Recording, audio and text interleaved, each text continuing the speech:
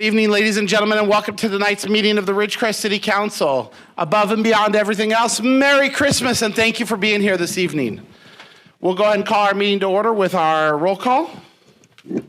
Mayor Bruin. Here. Mr. Blades. Here. Mr. Rajaratnam. Here. Mr. Heyman. Present. Ms. Breeden. Here. 5 present, we have a quorum. Okay, first item is our approval of our agenda. Is there any council member that wishes to make a change to the agenda as presented?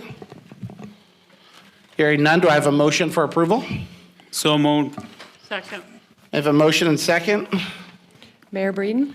Mayor Bruin. Oh my goodness. I had Peggy on my mind. I'm just sorry. How much deja vu do you want to give me tonight? I'm so sorry. I'm sorry, but I'm not sorry. Because this is I have already going to Peggy on feel my brain. This is already going to feel very deja vu-ish. So, Mayor Bruin. aye. Mr. Blades. Aye. Mr. Rajaratnam. Aye. Mr. Heyman. Aye. And Ms. Breeden. Aye. 5 ayes. Motion carries. Okay, we'll go ahead and begin with our Pledge of Allegiance. Mr. Gorman, even though you are not yet sworn in, would you please lead us in the pledge? I pledge allegiance to the flag of the United States of America and to the republic for which it stands, one nation, under God, indivisible, with liberty and justice for all. And Councilman Rajaratnam. Please join me in prayer if you would. Lord, thank you for giving us this day. Lord, we come to you this evening with gratitude. Lord, thank you for being with us throughout this year and guiding us. Lord, you never leave us or forsake us. Your grace has brought us thus far, Lord. Lord, thank you for the commitment you have given to each of the council members to serve this community and also to be good stewards of the city and its resources. I ask for your guidance, the strength and the courage to do right and good things for this community. Lord, may we put the interests of this community above our interests, Lord. Lord, at this time, as we come to the end of the year, I thank you for the mayor, the city council members, city manager, department heads, city staff, for the wonderful work which they have done during the past year. Lord, because of their work, we were able to achieve so many good things during this year, Lord. Lord, thank you very much for the service rendered by them. During the past 2 years, Lord, we have faced so many difficulties because of COVID, but you have shown Ridgecrest as a steadfast community and a resilient community, Lord. Lord, at this time, I ask you to give your joy and peace to all of us during this Christmas time. Lord, be with us during these proceedings and bless us in whatever we do. Bless each one of us here. In Jesus' precious name I pray. Amen. Amen.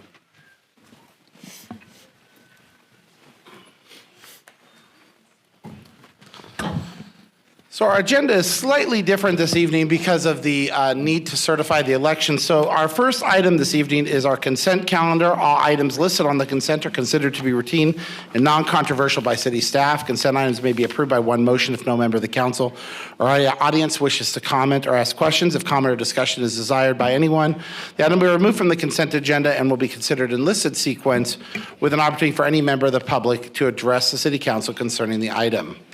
Our first item is proposed action to approve the draft minutes of the Ridgecrest City Council meeting for December 7th, 2022. And our second item is proposed action to adopt a resolution of the Ridgecrest City Council reciting the facts of the consolidated general municipal election held on Tuesday, November 8th, 2022, declaring the results and such other matters as provided by law. Does any members of the council wish to have an item pulled? Does any member of the public wish to have an item pulled? Skip, this is your last chance. Hearing none, do I have a motion for approval of the consent calendar as presented? So moved. A motion second. Second. Roll call. Mayor Bruin. Aye. Mr. Blades. Aye. Mr. Rajaratnam. Aye. Mr. Heyman. Aye. 5 ayes. Motion carries. Okay. Our next is our presentation to our outgoing council member, Ms. Breeden. If I can, I believe we're going to have everyone come down to the podium and we will have a quick moment for Peggy. This seems oddly familiar between you and I. Oddly, oddly familiar. Oddly, oddly.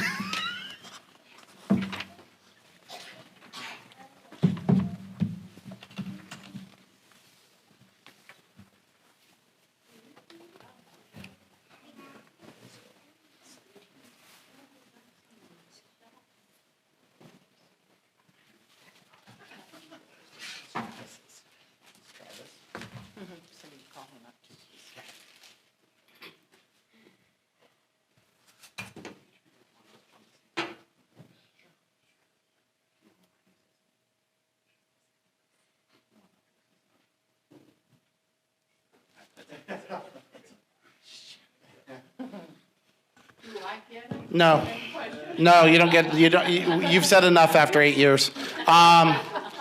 So it's my honor to, this evening, in a different capacity than what was 2020. So first, thank you for everyone who's here. In 2020, when Mayor Breeden at that point in time was exiting office and I was taking office, we had to close the chambers due to the first significant Delta outbreak of COVID. And it was a difficult decision because my parents were here and I didn't get to have that moment, and neither did Peggy, to say goodbye to so many people. But this time we have the opportunity to do part two, to do it over again. And I'm gonna just, I'm gonna keep comments brief, and I'll give each council member an opportunity to say something about Peggy. But quite simply, Peggy Breeden has been one of the most generous, kind, giving people I've ever experienced in my life. She has been like a pseudo mother, grandmother, friend, many of other titles that I could tell you. But I just remember so many little things, and our relationship started with Follies, in 2004, and it's continued to this day. But there are moments of kindness, and I just wanted to share one. Most of you guys know that I'm a Star Wars collector, and that's something that's obviously on my shirt and on my thing. And there was a moment in 2012, I believe it was, Peggy, something around there. Is that right? And we attended a dinner, and this dinner was at Cerro Coso College, and of course there's this one plaque item which has got a signature of George Lucas on it. And it's the only one of the few signatures I didn't have in my collection. And she saw me stare at it, and she saw me stare at it, and I was a new father of Garrett, and my wife and I had been married for 18 months, and that was not the position for me to go out and buy something that I may desperately desire but was not right.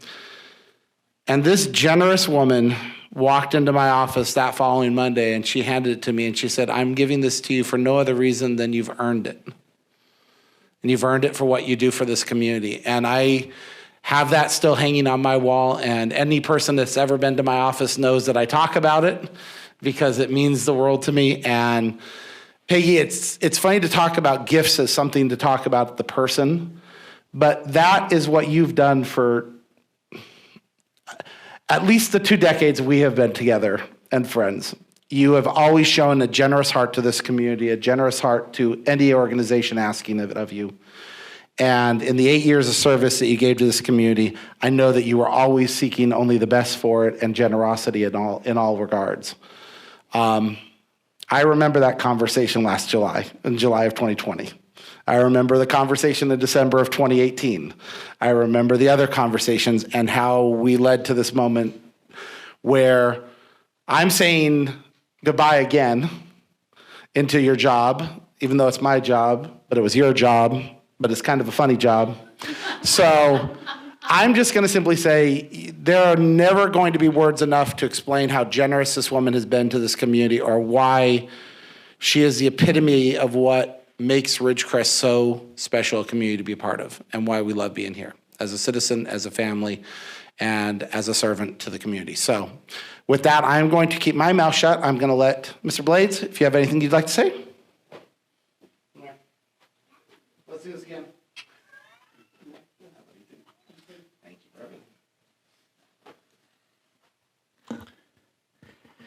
So if anybody watched the last council meeting, you probably saw where Peggy said she just wasn't sure about me. She said it a few times, actually. I was starting to wonder how many more times you were going to keep saying it, Peggy, because more than a... Yeah, well, it's worked out. And I think it's worth pointing out, because even if she wasn't sure about me, she still conducted herself like a professional. She still took me aside and talked to me about things no matter what they were. There was never a time where, because she wasn't sure about how I was going to approach something, that she didn't delve into issues with me and give me her opinion and push back if she needed to. I got to say that, it was a moment in time in Ridgecrest that I think we needed a mayor like Peggy. Not like Peggy, we needed Peggy. And I truly believe there's a moment in time for all leaders, and she met the moment. She changed a lot of things around in this community that needed changing. And there's a different time, for everybody. I think Eric's making changes right now. That'll echo in this city for years and years to come. But if you've never read it, there's a quote. I think it's called it's "The Man in the Arena" by President Roosevelt. And I'm not going to sit here and recite it. I wrote a whole speech and then forgot it. Of course, I pulled an Eric. But it talks about the people who matter are the ones in the arena, the people fighting it out, duking it out, failing and succeeding, going through the hard things, going through the trials and tribulations. And Peggy went through the trials and tribulations that mayors before her had to go through, but she did it with a certain level of poise and decorum. She inspired respect back to the council that I think maybe had been lost if what I'm being told is correct. So, for that alone, Peggy, I thank you immensely, and all of us that follow. I appreciate that. And the last thing I want to mention is you'll notice that throughout most council meetings and even the last one, a recurring theme is generosity with Peggy Breeden. When nobody's watching or when nobody's listening, Peggy's doing things for the community. She really embodies, I'm not a very good Christian, but I do consider myself a Christian. And there's a Bible verse that talks about not walking with a trumpet in front of you, meaning to say that if you're going to do a good deed, don't go around announcing it to the world. And I can't think of somebody more when I flash people through my mind to do a correlation that more embodies that than Peggy. I got a message one time, somebody's in the community asking me to do something. Said, "Hey, could you help me out with something?" Peggy's been doing it for a long time. She's still doing it. But more of you guys could chip in. And I said, "You're right." Peggy did it without being asked. So I just have to say one more appreciation, especially those first few months that I was on the council, Peggy. You taught me a great deal about decorum, about professionalism up on that dais, and about how to approach things with an open mind. Being able to grow and stretch your ideals if that's what needs to happen, and do what's best for this community. Something that I think that you've done, and something that I think that you were. Thank you for your service, Peggy.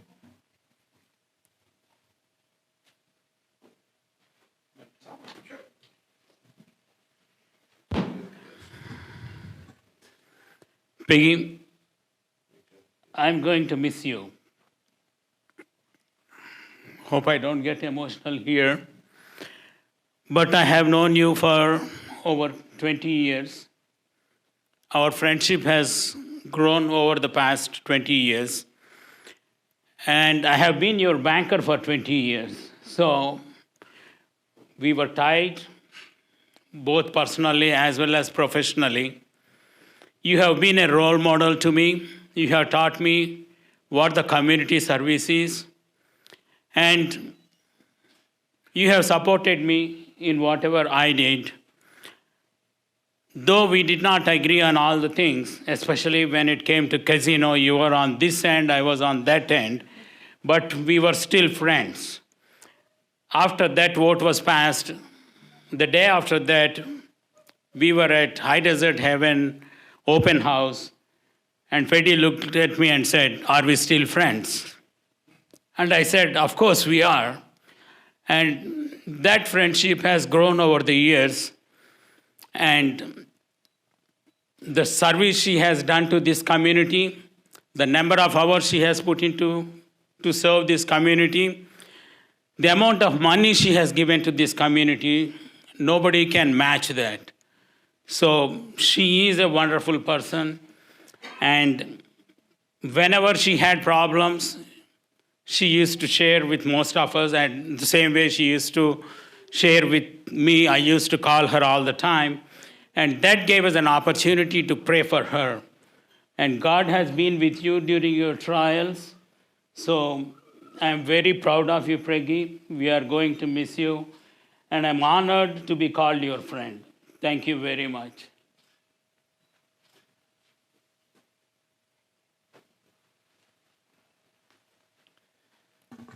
It's kind of hard to follow all those compliments, and they're all spot on.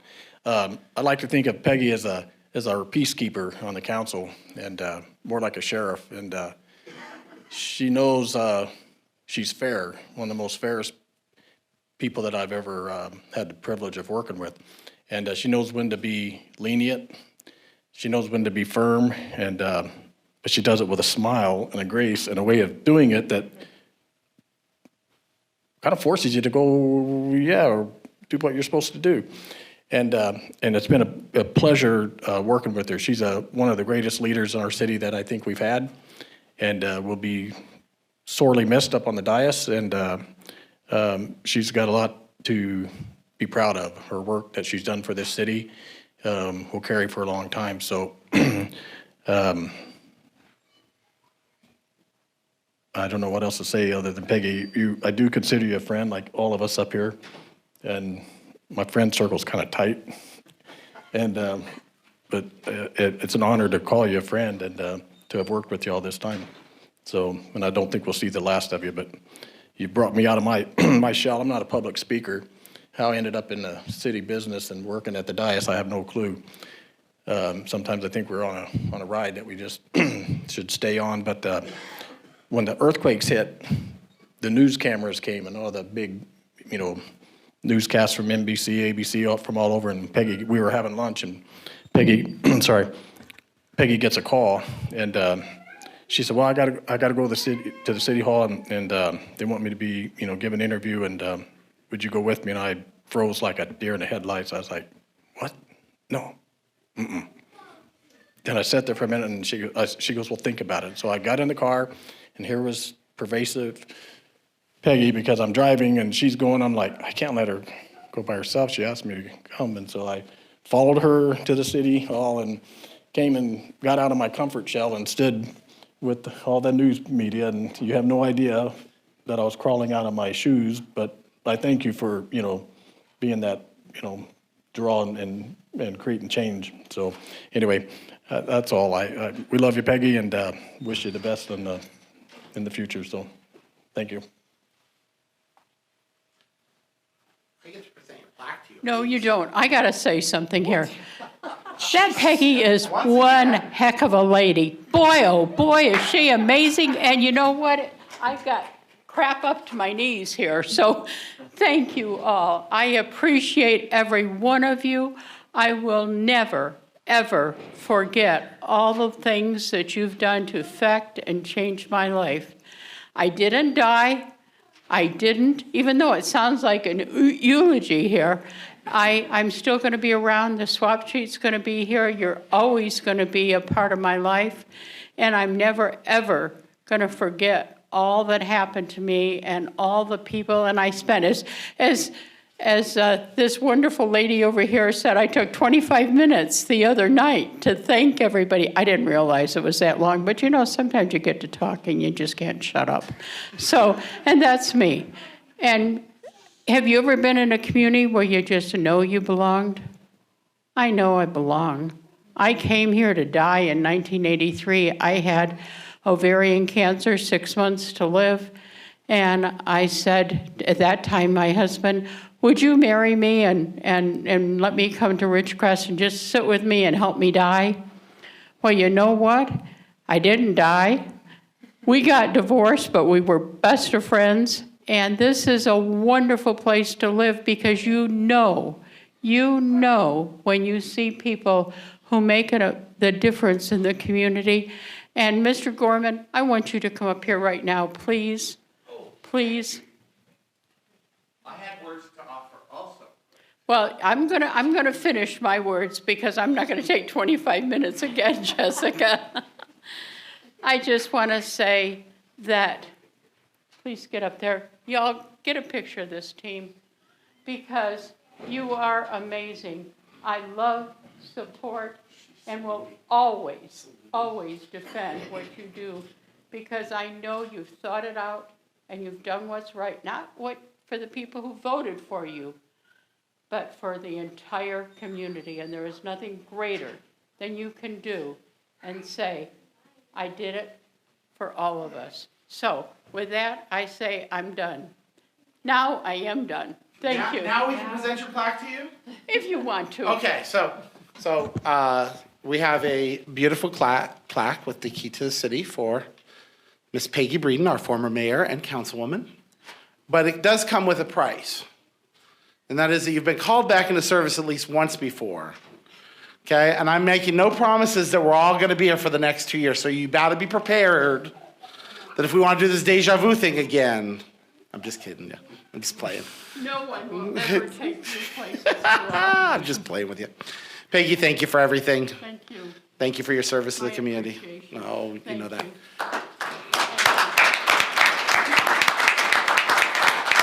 There are two other presentations that would like to be made. If I can ask Mr. Travis Reed to come on up. Oh, no, you don't get to leave. I'll take your hardware, but.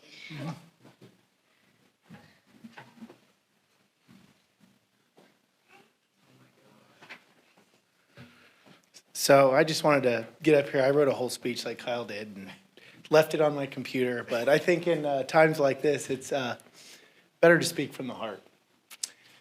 I moved to this community in 2010 and was working for the Water District when you first got elected to the board. From that day forward, I knew that if I could be half the person in this community that you've been, I would be successful. I thank you for the role model you've been, for what you've done for this community and what you still will do, whether it be by giving, by supporting, or by just being someone that I could go back and watch council meetings and learn from. You truly are amazing, and I hope you can accept the gift of Breeden Avenue with your years of service here. And I look forward to what the future brings for you. Thank you so much. I'm so glad you know where you belong too. Thank you. Thank you. And then if I may invite up Joe Brennan from Supervisor Peters' office.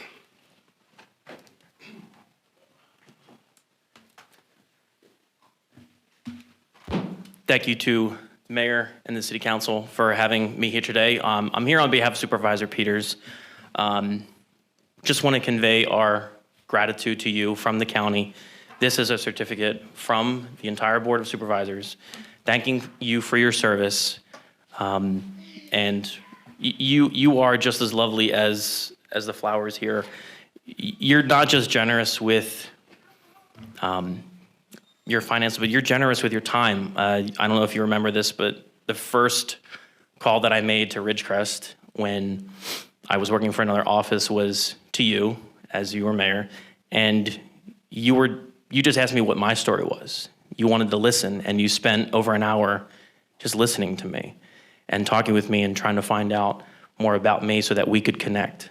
And that was a lesson to me and the younger generation who have taken notes, and I've taken notes. You are the standard. And I'll take lessons that I learned from you and pass those on to the younger generation. So on behalf of Supervisor Peters, who will be connecting with you personally, don't think you're getting out of that, but just to convey our gratitude to you, your years of service to the city of Ridgecrest and to the county of Kern.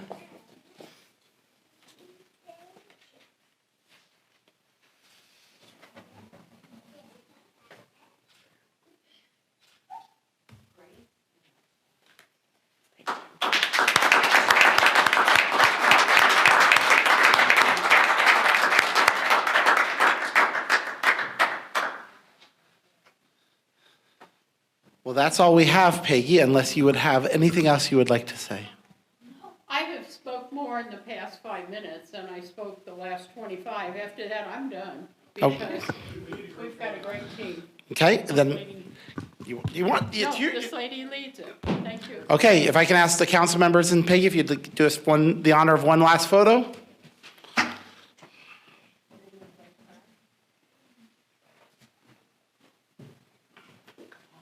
I can't stand in the back now. Nope. Oh, For once, you have to be front and center. you guys are bad. You have to put your front center at once. Thank you. Thank you, thank you.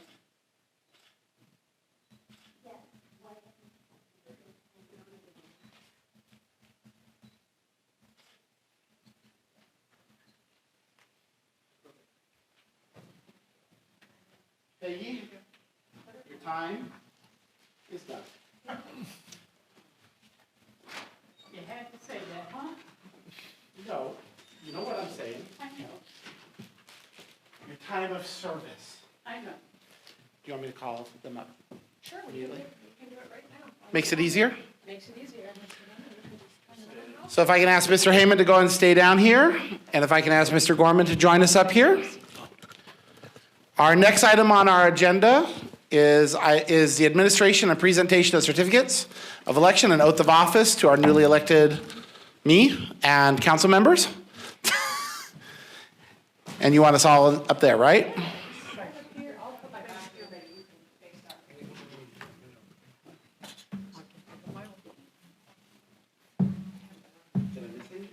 No, no. We're gonna do all three of you at the same time. So if you'll raise your right hand and repeat after me. I state your name. I, Eric Bruin, Do solemnly affirm do solemnly affirm that I will support and defend that I will support and defend the Constitution of the United States the Constitution of the United States and the Constitution of the State of California and the Constitution of the State of California against all enemies, enemies, foreign and domestic, foreign and domestic, that I will bear true faith that I will bear true faith and allegiance and allegiance to the Constitution of the United States to the Constitution of the United States and the Constitution of the State of California, and the Constitution of the State of California, that I take this obligation freely that I take this obligation freely without any mental reservation without any mental reservation or purpose of evasion, or purpose of evasion, and that I will well and faithfully and that I will well and faithfully discharge the duties discharge the duties upon which I'm about to enter. upon which I am about to enter. Congratulations. Thank You're welcome. Hang on one second. I'll give you your paperwork to sign. Mr. Bruin, there's yours.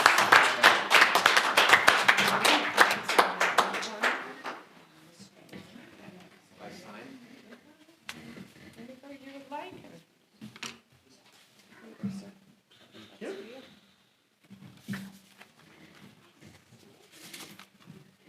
I will trade you. That is yours, sir. You need that pen? Okay. Come here, baby. If I may. Ah. Hi, baby. If I may, can I ask for 1 minute of gratuity, since I probably will not get them back in these chambers again. Can I have all my kids? And my beautiful bride. Come here. Mwah, thank you, sweetheart. Hello. And we're gonna take a picture. Come here. Come here.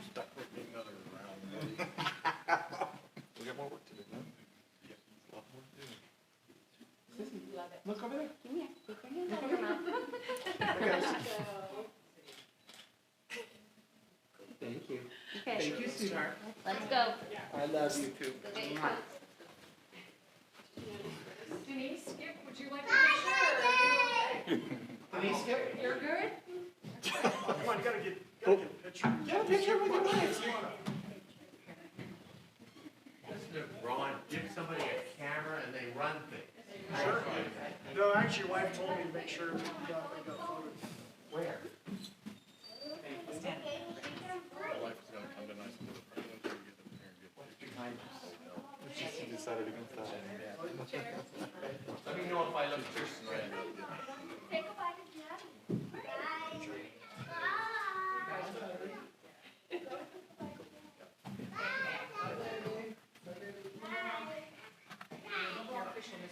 Does that chair have a number? Oh my There's gosh, your number. a sign. Oh, I'll be able to hear Mark from where I'm sitting. You're gonna regret that.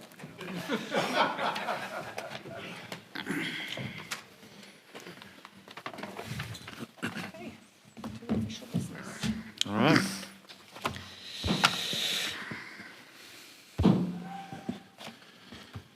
So once again, to Ms. Peggy Breeden, thank you for your years of service to our community. We appreciate it. To Mr. Gorman, Mr. Heyman, I look forward to us continuing to work together. Doc and Skip, I look forward to working with you and you two knuckleheads. I guess it's another 2 years. And I can't wait for the incredible things that we're going to knock out in the next couple years. Ladies and gentlemen, your 2022 through 2024 Ridgecrest City Council is now seated.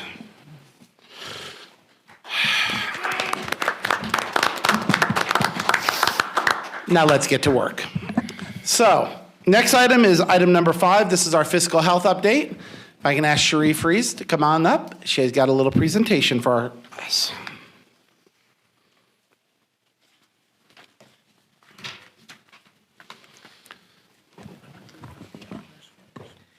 Good evening, Council.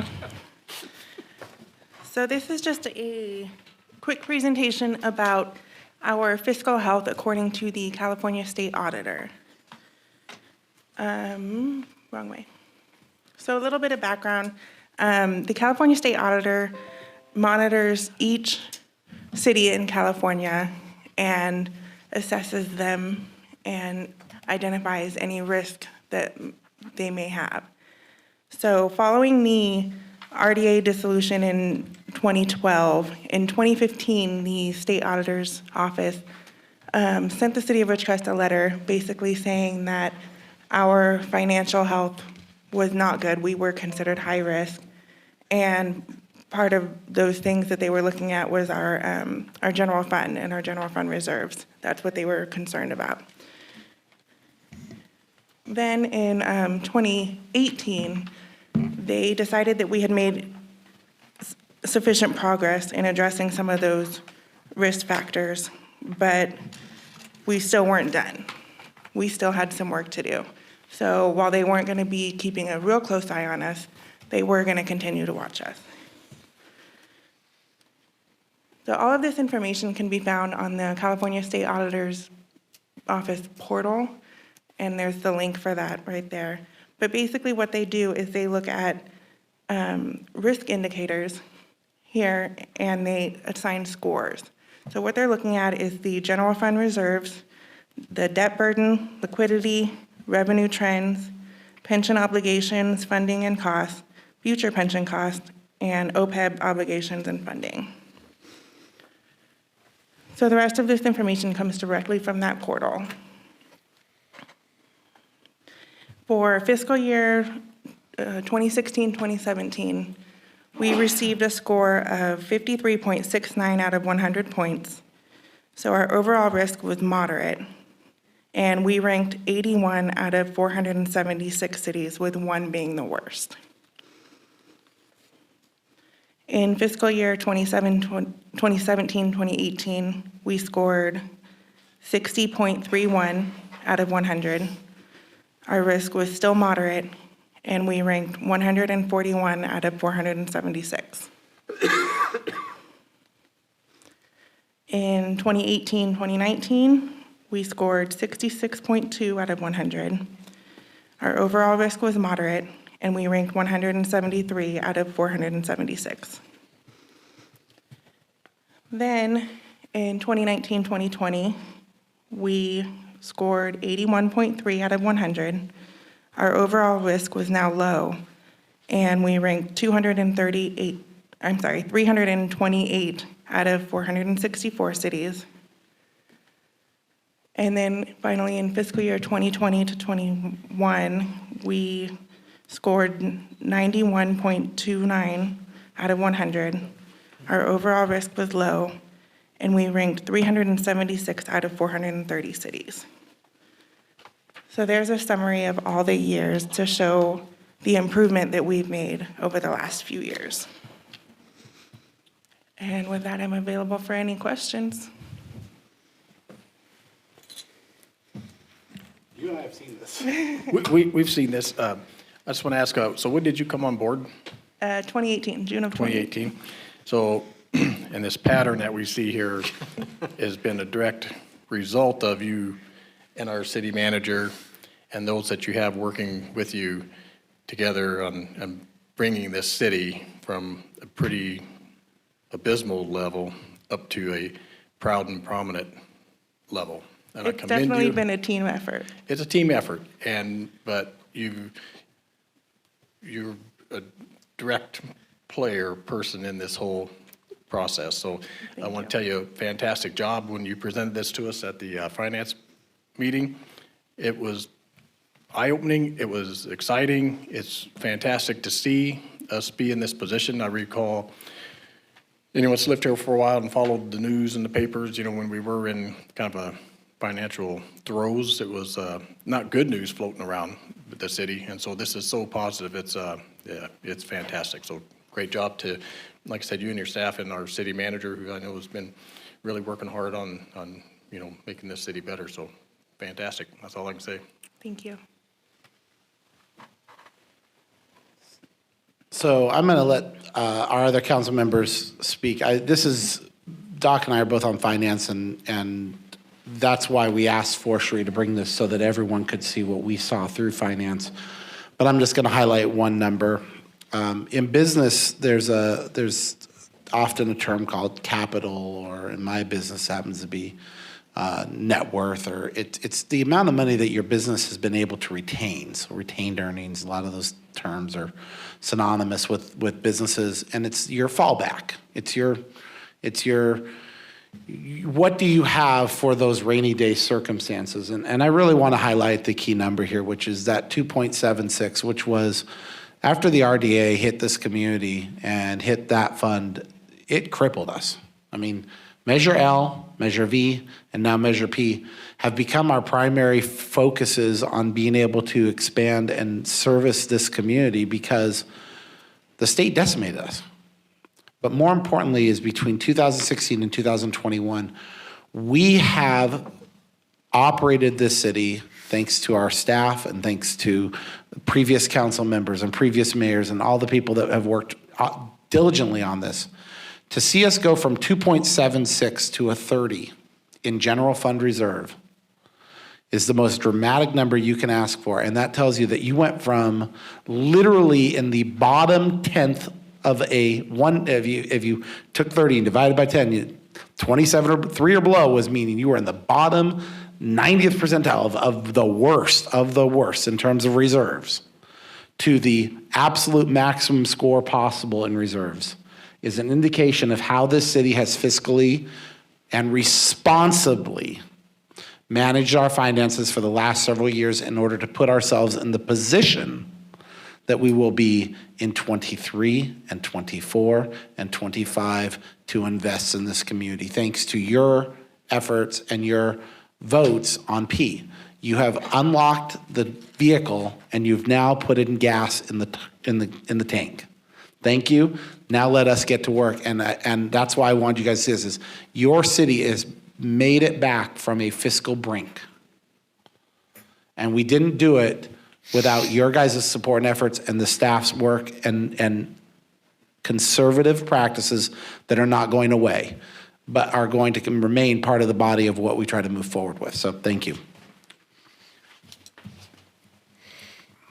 Sherry, you have done a great job. I mean, though I'm not on the finance committee, I've been attending finance committee meetings most of the time, mouth shut. But I have seen you working hard. I have known you, I mean, it's not a farewell speech, but I have known you since you went to Emmanuel Christian School. You were to yourself, at that time, you know. I have known you that way. But after coming here, you have evolved into a great financial person. So you have done great job for the city. You have been a good steward of the resources the city has. So I think it's a job well done, and we hope you'll continue to do the same in the coming years so that we can do great things, as Mayor has said. So thank you for all your hard work. Thank you. So it was timely that today I ended up having lunch with another city employee from a different department than yours. And we talked about a myriad of things. But one of those things was he stopped to pay compliments to people throughout the city. And he took a specific amount of time to focus on the finance department and to say that the amount of work that you guys are doing is impressive. So that's not just coming from a council that I know the public often sees us as just, we're talking heads, maybe we're just paying lip service. It's not lip service. You know, the people around you all think that you guys are doing great things and you're leading one great department. I don't need to keep echoing all the compliments that have already been paid. We are where we are because a lot due to your efforts, Cherie. And then I'll turn and I'll point the rest of my comments at the public. Eric Bruin was correct. You are definitely deserve some credit to where the city is financially. You placed your votes appropriately. You placed your trust in this elected body to fix things, and I would like to. I believe that we've, at least as long as I've been here, we've paid off on that promise. I appreciate the city manager and all his leadership, and I know that we're all working together, and it is all a team effort. So hopefully none of that goes away. I think things are only going to get better. I do not attend the finance meetings on a regular basis. It's not that I don't care about money. It's just the way you guys are excited about numbers is it's just not a level I'm at. I'm glad that there are people that like you two exist. And Cherie, you're part of the crowd too. I mean, wow, it's impressive. I'm not one of those people. There's a lot of times that I wish I was, but it's a failing of mine. But I did get to attend a meeting this week, and I remember sitting there thinking, wow, these guys. I mean, it was just a very succinct thought. Wow, these guys got it. You got it under control. There's no concern. I didn't walk away thinking, oh boy, we got problems, or there's issues we got to focus on. No, I walked away thinking, this is great. And I was also thinking that Eric spends way too much time thinking about numbers, but all right, that's all I have to say. It's part of the job. Skip, got anything to add? It's your first chime up. I'd be glad to. Is this mic operational? Yep, we can hear it. Cherie, thank you. I think the intrinsic optimism of this team placed you exactly with this report, where you are and how it rolled out, and it is impressive. And I see it as, in this regard, and I'm sure others, we're on the ascendancy, ballistically up. That's hard to accomplish, and I'm inheriting it. Thank you. Thank you, Cherie. Thank you. Thanks, Sheree. Thank you, Cherie. Okay. Next is public comment of items not on the agenda. Persons wishing to address the council that are within the council's jurisdiction and do not already appear on the agenda may do so at this time. Council will not respond to any public comments, but may provide direction to staff to collect information. Pursuant to the Brown Act, the City Council may not act on any item that does not appear on the agenda. Speakers are limited to 5 minutes. The public comment section is limited to 1 hour, and each speaker is asked to please provide his name for the record. Is there any public comment from the floor?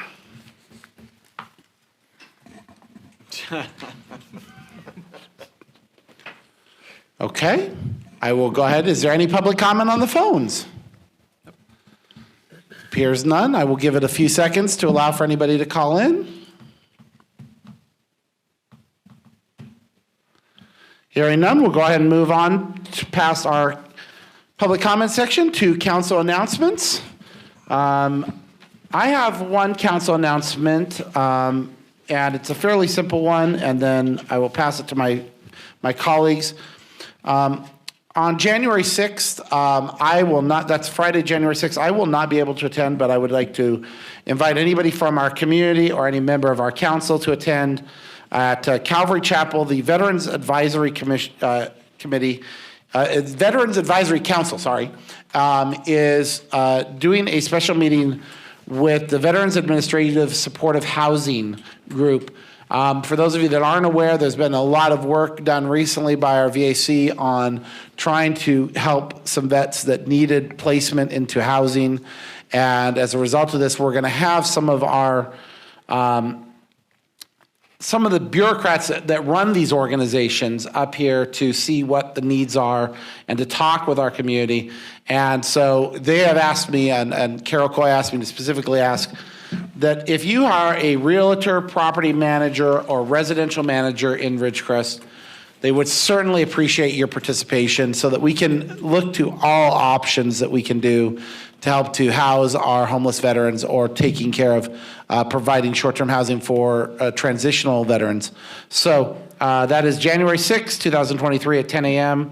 If you need more information, please feel free to reach out to the Veterans Advisory Council or any one of us, and we can get you in touch with Carol or Dick. The only other thing I had was, I just wanted to recap what a wonderful season it is. And I could say it later and I'll say it more, but Ridgecrest is alive with the lights, the smells, the temperatures, everything about the holidays, and it is such an incredible feeling to be back into somewhat of the normal Christmas again with all of you. It was 2 years ago when I got sworn in a masked environment, and 2 years later, the lights are up, the tree's lit, the lights go around the tree. It's a good start to the year, and I just wanted to wish everyone a very Merry Christmas. Doc, do you have anything for council comments, council announcements? I have none. Skip? Solomon? Comments also, right? Announcements, we do announcements, and we'll still have council comments at the end. I just want to say, with the election results being certified and members being sworn in, the re-election of Mayor Brune and the re-election of Councilman Heyman is a testament to the good work this council has done, especially Mayor Brune and Councilman Heyman have done during the past 2 years. So I congratulate Mayor Brune on his re-election and Councilman Heyman on his re-election. And I want to congratulate Mr. Gorman for being elected. We can definitely use your knowledge, your wisdom, and your experience. I'm sure you are going to be a great addition to this council. Congratulations and thanks for your willingness to serve the community. And with the passage of Measure P, the community has trusted this council with $5.9 million per year for the next 9 years. I know it is not an overwhelming approval. I think it is 55% yes and 45% nay. And we recognize that. I know there are some skeptics, but I want to assure on behalf of the council that we are committed to doing what we have promised to do. That is maintaining the 2 fire stations, then the public safety and 911 emergency calls time, and then replacing the Penny Pool. These are, I'm pretty sure, the priorities of all the council members. So I assure you that we will work hard and prove that your trust is worth. So we want to do our best to fulfill all the promises we have made. So one last comment. It's about the Stater Brothers complex.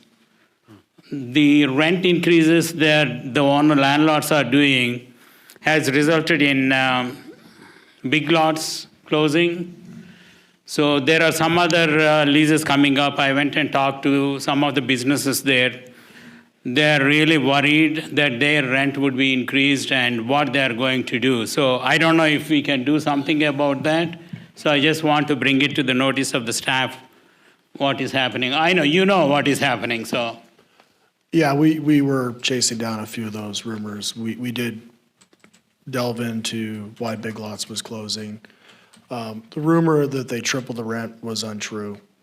There is going to be a replacement for Big Lots. It hasn't been announced yet. We did check with a few of the other businesses on Facebook that were, rumored to be closed. Those rumors, as of now, are not true. Not sure if that may not come up later. So, but we did take a look at that, and I agree that, we are going to have to take a look at some of our larger vacant buildings and how those things are managed in the future. So that is something that staff has in our path of things we are looking at bringing forth. Thank you, sir. That's all. Okay, we will move on with our regular agenda now, which I, of course, have misplaced. And our first is item number 6. This is a second reading and by adoption and by title only, ordinance 2206, adding Division 3 to Article 3 of Chapter 9 of the Ridgecrest Municipal Code, imposing a transactions and use sales tax locally controlled for city services to be administered by the State Board of Equalization from the November 8th, 2022 ballot. Mr. Strand. Thank you, Honorable Mayor, council members. On July 20th of this year, the council introduced the ordinance which moved forward the process of the putting Measure P on the ballot, and obviously the residents voted the measure in, and this is the last step of the process. Second reading and adoption of this ordinance will, in fact, institute the tax into our code, as well as create a oversight committee. We are asking for a motion to waive the reading of the full ordinance, followed by a motion to conduct the second reading by title only and adoption of the ordinance. I'll answer any questions you may have. Just for the record, for clarification for the public, this would be an effective of April 1st, 2023. Is that correct? That is correct, yeah. Okay. Ordinance will become effective 30 days after the adoption, but The actual implementation. The implementation will become Be effective April in 1st. April. Yeah. That's good. The question everybody wants to know is, what is it? Right, and council's going to have to consider impaneling the Measure P committee. It does have to be separate from the Measure V, so we can't combine the two. So I would recommend that we look at that probably in April or May, because they'll be doing a fiscal 23 report for the 3 months that Measure P is actually collected. Okay. So we'll have to impanel those folks to be able to do that analysis and report. Great. Makes sense. Are there any other questions from any members of the council? I have a comment, if you don't mind. That is to echo sort of what Solomon just said in his comments, that it's not lost on me that the entire city of Ridgecrest did not unanimously decide that Measure P was a good idea. And it is our duty on this council to meet that moment and to respond back with positivity. We're going to do nothing but be, we're going to be positive up here. We're going to keep driving forward with all the things that are echoed to us from the community, things that need to be fixed. We have a good staff that's going to make it happen. They're sitting right over there, and I know that you guys have twice the work landing on you now. I'm glad you're there to make this happen for the community. But if you were, like Solomon said, if you were a naysayer, if you didn't appreciate the idea of, maybe you're in that 40-something%, you voted against it. It isn't that some of those same, I have some of those same trepidations. I fully understand. Trust is not high in all bodies of the government or any any organizations these days. I don't think people hardly trust their own, their own hospitals. They don't trust the medical community. They don't trust the military. There's such a lack of trust. So I take the amount of trust that we got, that percentage of numbers. It was a big thing to me. It was inspiring. And I think that we're going to prove the rest of the 40-something%. We'll prove you wrong. We'll show you. I just felt like it needed to be noted that you don't have a council sitting up here clamoring after every single dollar that's in your pocket. I would love for there to be no need for a Measure V or a Measure P. And when I first got into public service, I may have argued with the staff, or I may have argued with other council members. Do we really need it? Are we living within our means? Can we make this happen? And they were right. It took me a while, and Ron hammering me over the head with facts, but I got it. Right? I eventually figured it out. And when you see what's being done with what we have, it's a lot. And your city staff is working overtime to make it happen. So we'll keep pushing, as we've promised. I have no further questions about the ordinance, Mr. Mayor. I do. Okay. I don't push any buttons, so I never know when this thing's loud. You got to be very careful turning it on or off. It's a I don't fussy- want to touch it. To offer amplification to what was just said, I appreciated what happened with Measure P. It surprised me, and it showed, I think, a measure of trust that the city voters had in us, not just us up here, but also the staff of the city and other responsible, visible people who stood up and spoke in favor of it. We must have done something wonderfully right. And I really appreciate that. And I'm happy to be a part of a group who's not letting that slide. Also, to follow that nobility up with a silly question, I haven't heard anything from what used to be called the Department of Equalization and is now called the California Department of Tax and Fee Administration. I haven't heard anything from them. I am a retailer in the city, and nobody said, okay, starting the first of the year, start charging 8.25%. Yeah, Mr. Gorman, I can answer Is that when it starts? Yeah, I can answer that question. Later on in the agenda, we're going to be passing a couple of resolutions that will be going to the state to start that process. And once they get our applications completed, the resolutions, then they will be notifying the businesses that are affected that they have to collect that additional tax. And that's why it takes until April 1st of 2023 to begin collection, because there is going to be a lot of work. I know that Cherie has until January 2nd to get our application packet, which includes our actions tonight, including the passing of this ordinance, to get to the state so they can begin that process. Thank you. The good news is then it's still 8.25% until at least April 1st. My friend, thank you. Anything, Doc? No. Nope. Okay. So I would like to call for a motion to waive reading in full of ordinance 22. Do I need to call for public comment? Yeah, notice I stopped myself. Okay. Is there any comment from the public?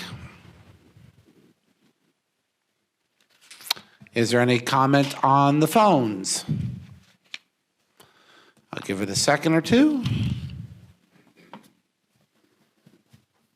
Seeing none, I will go ahead and call for a motion to waive reading, and I'll bring it back to the council, and I will call for a motion to waive reading in full of ordinance 2206 of the City of Ridgecrest City Council, adding Division 3 to Article 3 of Chapter 9 of the Ridgecrest Municipal Code, imposing a transaction and use tax locally controlled for city services to be administered by the State Board of Equalization from the November 8th, 2022 ballot. Do I have a motion? Motion to approve. Second. I have a motion and second. Roll call. Mayor Brun, Aye. Mr. Blades, Aye. Mr. Rajaratnam, Aye. Mr. Heyman? Aye. Mr. Gorman? Aye. 5 ayes, motion carries. And I'd like to call for a motion to adopt by title only ordinance 2206 of the City of Ridgecrest City Council adding Division 3 to the Article 3 of Chapter 9 of the Ridgecrest Municipal Code imposing a transactions and use tax locally controlled for city services to be administered by the State Board of Equalizations from the November 8th, 2022 ballot. Motion to approve. Motion second? Second. Motion second, roll call? Mayor Bruin? Aye? Mr. Blades? Aye. Mr. Rajaratnam? Aye. Mr. Heyman? Aye. Mr. Gorman? Aye. 5 ayes, motion carries. Next item is item number 7 on our agenda. This is the nomination and appointment of Mayor Pro Temp and Vice Mayor. For those who are unaware, the Mayor Pro Temp serves in the capacity of mayor in the mayor's absence, and the Vice Mayor joins him in basically presenting or appearing at different events throughout the course of the council term. And I'm using the council term from 22 until 24 until the next seated board. Mr. Heyman served as the Mayor Pro Tem in our previous term, and Mr. Rajaratnam served as the Vice Mayor. And I have asked Mr. Rajaratnam to serve as our Mayor Pro Temp in the coming term. And I would like to know if there's somebody who would like to serve as Vice Mayor. Kyle, if you're interested. I would like to nominate Councilman Blades to serve as mayor, vice mayor. I appreciate that, Scott. So do I have a motion? I'd like to call for a motion for the appointment of Mayor Pro Tem Councilman Rajaratnam and for Vice Mayor Councilman Blades. Motion to approve. Second. A motion and second. Roll call. Mayor Bruin? Aye. Mr. Blades? Aye. Mr. Rajaratnam? Aye. Mr. Heyman? Aye. Mr. Gorman? Aye. 5 ayes, motion carries. Great. Next is our discussion item. This is item number 8. This is discussion. Did I miss something? Oh, sorry. When I see the attorney move, I get nervous. It might be something as a result of the last 4 months together. Let's see him move. Just pause. The discussion regarding needed appointments to city council committees, boards, and commissions. Okay. So there are several committees that we can discuss tonight, and those are listed in the agenda. But before we get to those, I wanted to basically let Mr. Gorman know that there are 5 council appointments that need to be made to different committees, and that's Planning Commission, Personnel, Handicap Appeals, Construction Appeals, and Measure V. I don't expect appointments tonight. I'm bringing this up so that you're aware that those appointments need to be made, and I'm going to place it on the January 18th agenda. So if you could have appointments for that night, and we can work through it once we get back from the holidays, if you have any questions about how those committees work. But I put those on there so that he's aware. Also, if y'all would like to please confirm with your appointments that they would like to serve again, and let me know that that is the way it's going to go. And if they have any updated information, we're going to need new citizen service applications. So please, when you ask them if they would like to reserve, ask them if any of their information has changed so that we can get a hold of them, especially those committees that only meet very, very rarely. You know, we need to be able to get a hold of them. So anybody have any questions on those 5 committees right there that we're going to talk about in January? And Mr. Gorman, I was going to let you know that in our packet, there's a sheet that has your name listed there with names. Those are the carryover names of the individuals who were serving under Councilman Breeden. And he is aware of that, and he has reached out for their contact information so that he can speak with them to see if they would like to continue to serve. And I believe that we'll all then, as city manager stated, we have 5 appointments, 5 required appointments, but as of April, we'll have a 6th. Yes, required there appointment will be for Measure P that we will need to seat that I figure I will bring back in March-ish, and we'll talk about again. So you'll each have to make an appointment to that. Any questions about those? Okay, so the next ones that we need to move on to are the general committee assignments, which are the Finance Committee, City Org. They're all listed in the agenda. open for discussion. We can just bring them up one at a time, and you guys can talk among yourselves and appoint the 2 people that are going to go to each one. So let's start with the Finance Committee. Mayor, if I may interject, this might be a good time to have the public comment period prior to your discussion, since you are going to be taking action on this item.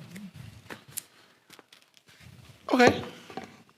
Is there any public comment in regards to the appointments for council committees, boards, or commissions? And then we'll bring it back to council for further discussion. Any public comment?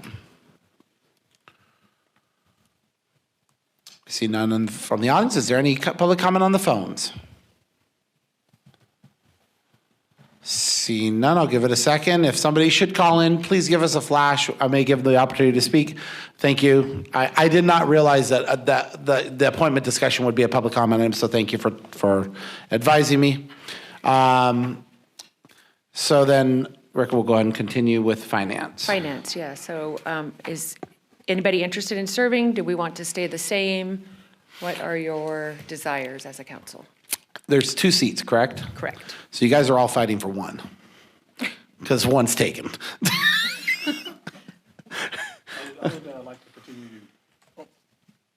would like to continue my position on the Finance Committee. And I would like to say how happy I am that you 2 want to serve on that committee. And you're going to continue your service. Your service is genuinely appreciated, is what I'm trying to say. And I know that that's one that's near dear to your heart too. Are you okay? Yeah. Okay. I'll be attending the meetings though. I hope you continue to.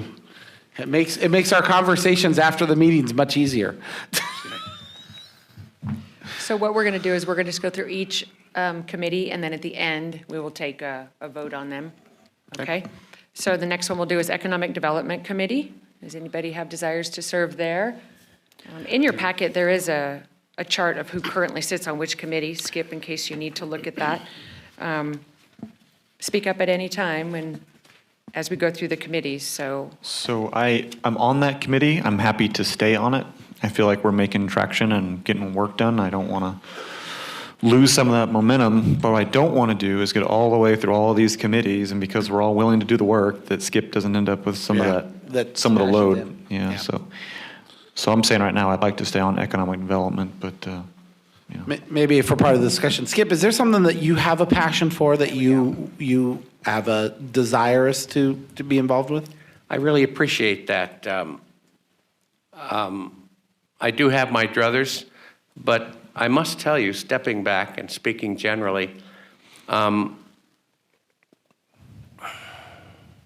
speaking to this issue after having the election rush up on you the way it did, and the results take its leisure time about being known, I didn't feel like I was given the luxury of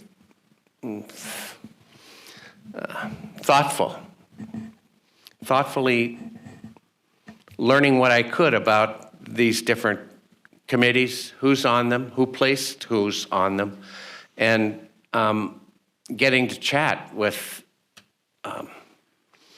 the people involved. All that stuff I normally do. It's coming at me pretty fast. I'm happy to simply abstain from offering any opinions, even about what committees I may end up on. I'm happy to take whatever's got a slot, or whatever committees have slots that need being filled now that we're by the Finance Committee. Because when I consider financial stuff, I'm struck with narcolepsy. And if something's not broken, for goodness sakes, don't try and fix it. Sheree was just here showing her wonderful success. And there, so I'll rely upon you guys to be selective on my behalf, be merciful. I'm also on the Economic Development Committee, so I'd like to continue if nobody really wants to take it. But I'd like to continue on that committee. Okay. And I'm very happy to have both of you guys continue and stay out of it. And Doc is nodding his head as well. So I think that's the two for that committee. Okay, so City Org and Services Committee? Currently, it's Rajaratnam and Bruin. It was temporary. You were the, I took over from Stepped Peggy. over For Peggy. Okay. Skip, I think that would be one I would certainly love to have you on. City Org is, it's got a lot of the funny stuff that people don't like, AKA like trash. So we'd love to have you involved in that one. Make it so, I'm there. Okay. And we want to balance out the number of committees. However, I am more than willing to step aside if there's somebody else who wants to deal with city org issues. But if not, then I will be happy to continue to serve in that capacity. With nobody jumping And up, nobody's we'll just saying keep a word. Mr. Bruin on that one. Appreciate your service, Mr. Mayor. I think you are a legacy on that because you did bring that committee You back. did bring that Yes. committee all the way I back from did. retirement. But we had to bring it back because I'm certainly glad we did when we did, because I think we got out about, I don't know if we were 6 months out ahead, but we were at least 3 months out ahead in our discussions about how the citizens were going to react to the organics trash collection. And hey, I'm going to say it again, over and over again. There's nobody up here that's going, yeah, we love this idea. But SB 1383 was passed by the state of California, not by this council. And our job is to implement it. And remember that we are in the implementation phase, not the enforcement phase. We're in the implementation phase, not the enforcement phase. So I think I've learned to say that over and over again for 6 months, is when anybody says, well, what are you going to do? Come over and bill me? And I say, how about we just all try to get along first? That's a great way to do it. So City Org appears to be myself and Mr. Gorman. Yep. Moving on to Infrastructure Committee and sitting, listening to Travis. Yeah. So as much as Travis is the most painful part about that meeting, I do like the infrastructure committee. So I hope to stay on it. I know, which is exactly what I would expect. But you know. I'm on the infrastructure committee. I'm not going to lie, I'm not an engineer, so I'm still learning, so I'd like to continue learning. And if I'm not on that committee, I'm going to miss Travis, so I'd like to be there.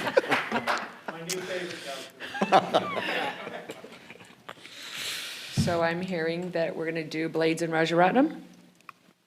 We're all good with that one? Okay. Parks, Rec, and Quality of Life, is that this combined with Youth Advisory? I have those set as two different committees, but are they the one and the same? Youth Or- Advisory has not been actively meeting. Okay.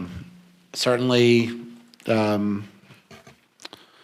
would certainly say they're the same at this time unless otherwise directed. Yeah, I had the same two sitting on that committee. I was Heyman and Bruin.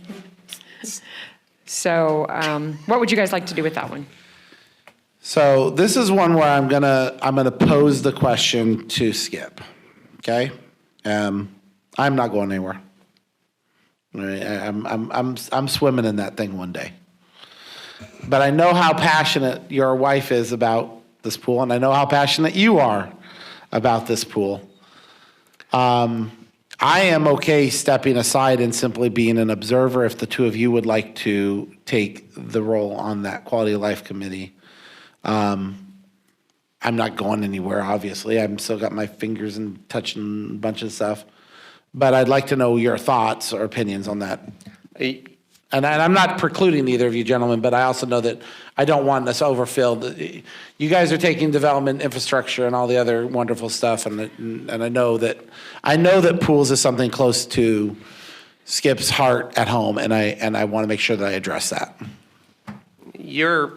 I can't see this committee happening without your presence, Mayor. Denise will be there. She's me, only in an amplified version. So I'll be well represented. There. Okay. I will say this: if either there's any of you guys who do not like you find it a conflict with your schedule or you need somebody to attend, I'm happy to pitch in anytime. Or vice versa, that Skip, that's another way is, if we know we're not going to be attending, or if you know that we can always call in extra people and a fellow council member can serve as the attendee. And Doc, I know you want to stick on that one, right? I would like to stay on it. Yeah. But I'm an open individual, but preferably I'd like to stay on it. Well, that's why I wanted to ask for Skip's. I wanted to at least provide that opportunity. I'm more than happy to continue on with Doc, but Skip, are you sure? No, heck no. We're not sure of anything. If you feel there's value in naming me to that committee, hot dog, put in my name, pencil it in. I'm there officially. I won't miss a meeting. It'll be fun. I get to watch Denise in action. So we will go with Gorman and Heyman?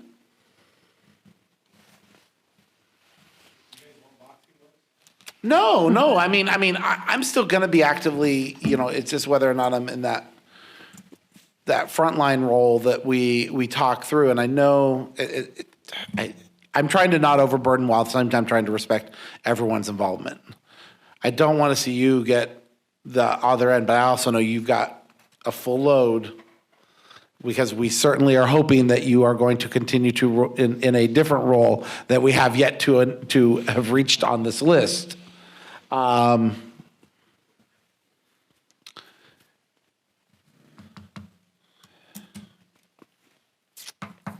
guys got any inputs? Because it's one of those things where I think Skip deserves the opportunity to be involved in this committee as one of his first committees. We all know that getting in the committees is how we get involved. So I'll say this. That's the biggest. So out of all the committees, infrastructure. If there's public showing up to the infrastructure, it's usually contractors.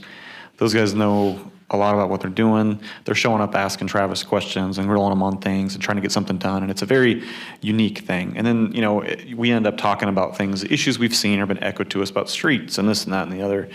Travis gives us a very long-winded, extensive answer that we could have probably narrowed down into 2 or 3 sentences. But other than that, the other committee, so Parks and Rec is one where you have a lot of face time with the public, and you get to hear a lot of the issues that are going on with the community. So as much as you were correct, Skip, in saying that, the mayor's had a big push and a lot of things getting done in that area, he's not going to quit being pushy. So I think that you can still count on that. I would consider it, if I were you. So I'll be blunt. It's a committee that I've always wanted to be on. It's a good one to be because you get a lot of face time with the public and you get to fix issues real time. There's a lot going on. Hot dog, sign me up. So Doc, you want it or me? What's your thoughts?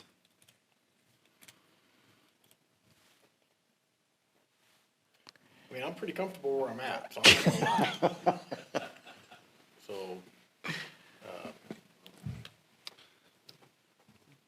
Yeah. I almost looked at the staff. What's the staff saying out there? Justin's shooting dice down there. Staff is agnostic.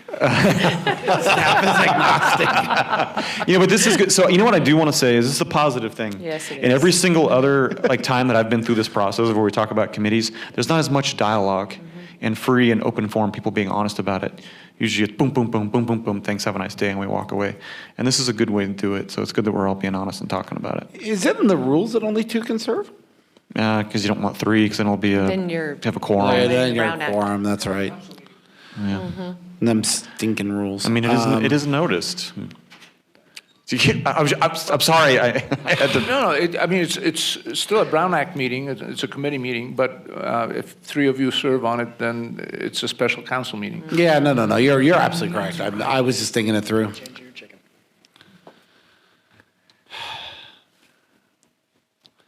The problem that I'm worried about, and Kyle, you said it so well, is my problem is that I know that if I choose to not sit on this committee, and I'm sitting in the audience and attending every single meeting, the number of ideas that I'm going to be sitting on with my thumb is going to be massive. And Narissa and I have had more idea generation, throwing stuff against the wall up here. And with the pool, I know I know how precious that is to myself, and I know how important it is to you, too. Well, it is, but I do think you're a driving force on that committee, so I'm willing to, if you want to be on that with Skip, that I'm perfectly okay with that. You okay with that, sir? Yeah. Okay. I'm appreciative, because I do want to give Mr. Gorman an opportunity to get as exposed as possible, and I know that I'm comfortable with the work that we've done to this point, and I mean, maybe this should be held under comments later. We have, it is on? Can you hear me? Okay, sorry. But I'm comfortable where we have taken this committee in quality of life, and with the support of the public with Measure P, we're there. Now we're just ironing out, we're getting a pool, we're getting the parks fixed up, the things that have been accomplished have been great. I'd like to share that. I know you're going to continue the banging the gavel and driving it, and Narissa will keep you in line. Okay. Right? Then I believe Skip, it'll be my... You will truly enjoy the Parks Committee, because it's a good committee. So, we're good? I think it'll be myself and Mr. Gorman. Okay. So before I move on to the next one, I will just let Mr. Gorman know that if you ever can't make it to a committee, it's always best to contact, hear who wants to be a part of that committee, because if you're not there, they don't have a quorum, they can't continue the meeting. So always call somebody and let them know that you're not going to be there, and ask somebody to take your place. And you know now by the conversation who's interested in which committee. Rika, thank you. You're welcome. So moving on, we have RACVB, which has been Mr. Rajaratnam. I think I am alternate on that, so. Yes, Megan McKenzie, our staff member, and then you're an alternate. Would you like to stay as alternate? Anybody else? Yeah. Rajaratnam? After that becomes Quad State Local Government Authority. So I'm going to be real frank about Quad State, Eastern Current Economic Alliance, Kern, COG, any of the above. When these first came up, I absolutely said, yeah, I can do that, and yeah, I can do that. And if there is one thing I have absolutely failed on in my first 2 years, that is it with a bullet. I am not good at attending random meetings that are all the time. That's just, I'm going to call a spade a spade. It's just not my strength. My strength is to knock stuff down and write emails late at night. Anybody who would like any one of those, if my name is attached to it, I will be thrilled to step aside at your disposal. So what's going on with Quad State? Is that still? I'm not. Okay. I'd love to tell you. Roger that. Okay. I mean, we remain members. I still get the communications. There's obviously a lot of work constantly being done in either protecting a turtle or a tree or fighting back an environmentalist or doing something else to advocate for important things. Does it have active members in it? Is it like? Oh yeah. No, it's in good order. It's just that our role is so small in that relative to other groups that it's one of those where it's very easy to not pay attention. Steve Morgan loved Quad States, and it was something so passionate to him, and we've remained members. And I think we're the only city member or something to that effect. We're the only association member, and we do pay $1,000 a year dues for it. And I would hate to see us walk away from. That's not what I'm encouraging in any way, shape, or form. I'm simply saying that those Zoom meetings at 10 o'clock in the morning on Tuesday afternoon are banes of my existence. I would certainly love for someone else, Mr. Gorman, if you're interested in taking on Quad States. Watch how I heroically do this. I listen up being a superstitious Irishman when a little bit of convergence happens, as it just did. Early this morning, Denise and Snickers came back from their walk up in the mountains, and she was hot. She started rearranging the furniture with her feet and explaining to me those miserable vandals on 2 and 4 wheels went up there and broke more of the trail markers. They, for no good reason. And she wants to go visit the BLM and talk about it again. So that sounds like to me, you want to be on Quad States and the Roundtable BLM. Yeah, that's what I was going to say. Oh, my gosh. Two different That sounds like committees. you want two different ones, but we will gladly give you them both. Oh, man, your dance card's filling up, Skip. When the cosmos speaks, you salute and you All listen. right. So, I will say this, the BLM Roundtable is a really good thing to go to, but they Very used to, interesting. during COVID, they used to hold it on Saturdays, so I could go. And then they changed that, and then Eric would fill in when he could, but I haven't been able to go. And I actually found it genuinely interesting. I was a huge nerd about it. I love digging into the details, listening, because they would have a visitor, they would sit and talk, like a geologist or something. It was great, loved it. These are local meetings? Yes. Yep. Hot At dog. the BLM office. The The Quad States, Quad States. is usually a phone-in meeting. It has been now because of Yeah. COVID. They've gone to Zoom and haven't changed it. Before that, they would actually meet in Rotationally? Vegas, believe it or not. Oh, Vegas. Steve would go there to Vegas, yeah. That explains Mr. Morgan's proclivity to Quad Okay, States. all right. Now, hold on, are they changing this process? As I say, Because are they- is it I- going back? I may Are we need to still doing Zoom, reconsider or- this, but I have not heard from him lately, so I don't know. I will gladly step aside if you're willing to take those on, Mr. Gorman. Thanks, I'm all over it. Okay, then we move on to Kern the- Council of Governments. And that has been Mr. Blades. Yeah, it's been me. I'll say this, KernCog is a different animal. There's a lot going on there. There is so much going on there. So I think I should stay on it out of duty, because it's like just jumping right into it. There's people that have been on that board for a very long time, and those guys run the place. Continuity is important on It's that committee. yeah, it's a continuity. You Yes. just like it's taken me years, and learning some stuff from Travis, and sometimes us going over there to beg and plead to defend. But I think I should probably stay on it. But if somebody else wants to be a part of it, it's the kind of committee where you can affect a lot of change. Steve Morgan did a lot of good work on KernCog for the city of Ridgecrest. So if any of you, it's a good place to be if you got the time. I can't always drive over to Bakersfield to go to it, so I have to call in, and that's not always good. You should be making those relationships.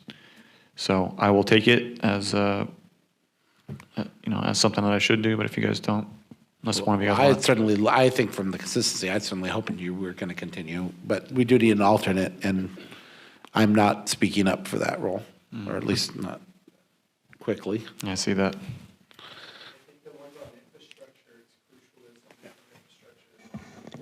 Oh, that's a Yeah, good point. yeah, the continuity is usually those that are on infrastructure will sit on KernCog because they're quite related.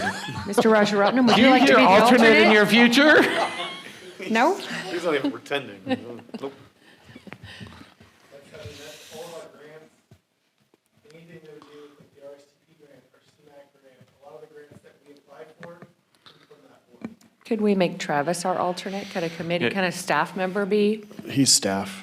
Yeah, I think it's all electeds. Okay. Even though most of the work gets done on their staff call. Yeah, those guys are like, they run the whole dang county. I think we will revisit the alternate Well, yeah, we at a can- future date, and we'll see which one of the four of us gentlemen decide to be the volunteer behind you. I mean, I'm just gonna call Eric, so. Yeah, this is. I'm pretty sure what it's going to be, but yeah. So the next one is the Navy Community Council. That's the mayor and one council. I don't know, have you met for that at all? I'm not familiar with that committee. We haven't met separately from our consistent meetings of other nature. The mayor's monthly meeting and those types of things. So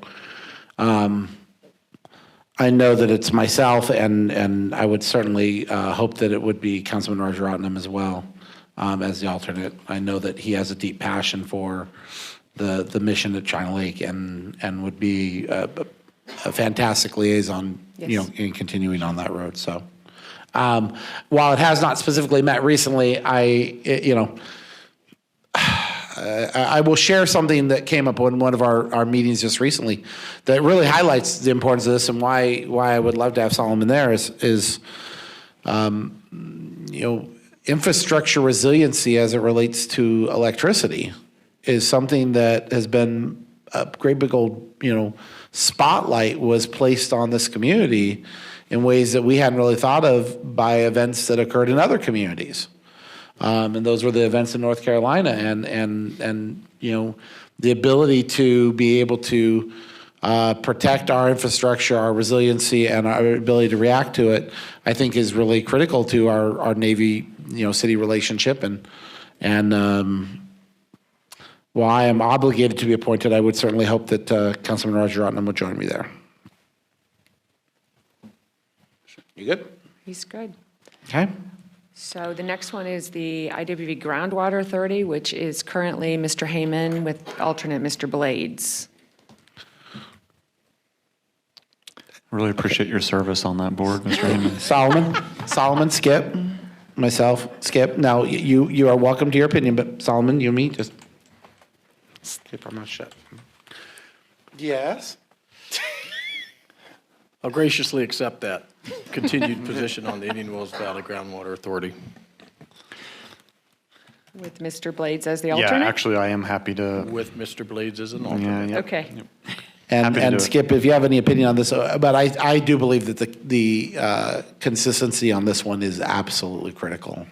And I think Doc has put in 4 years of some incredible work, taking some significant bullets and bazookas at his torso more than a few times, and is our most well-prepared person. But I would love to hear your opinion if you have any differing opinion.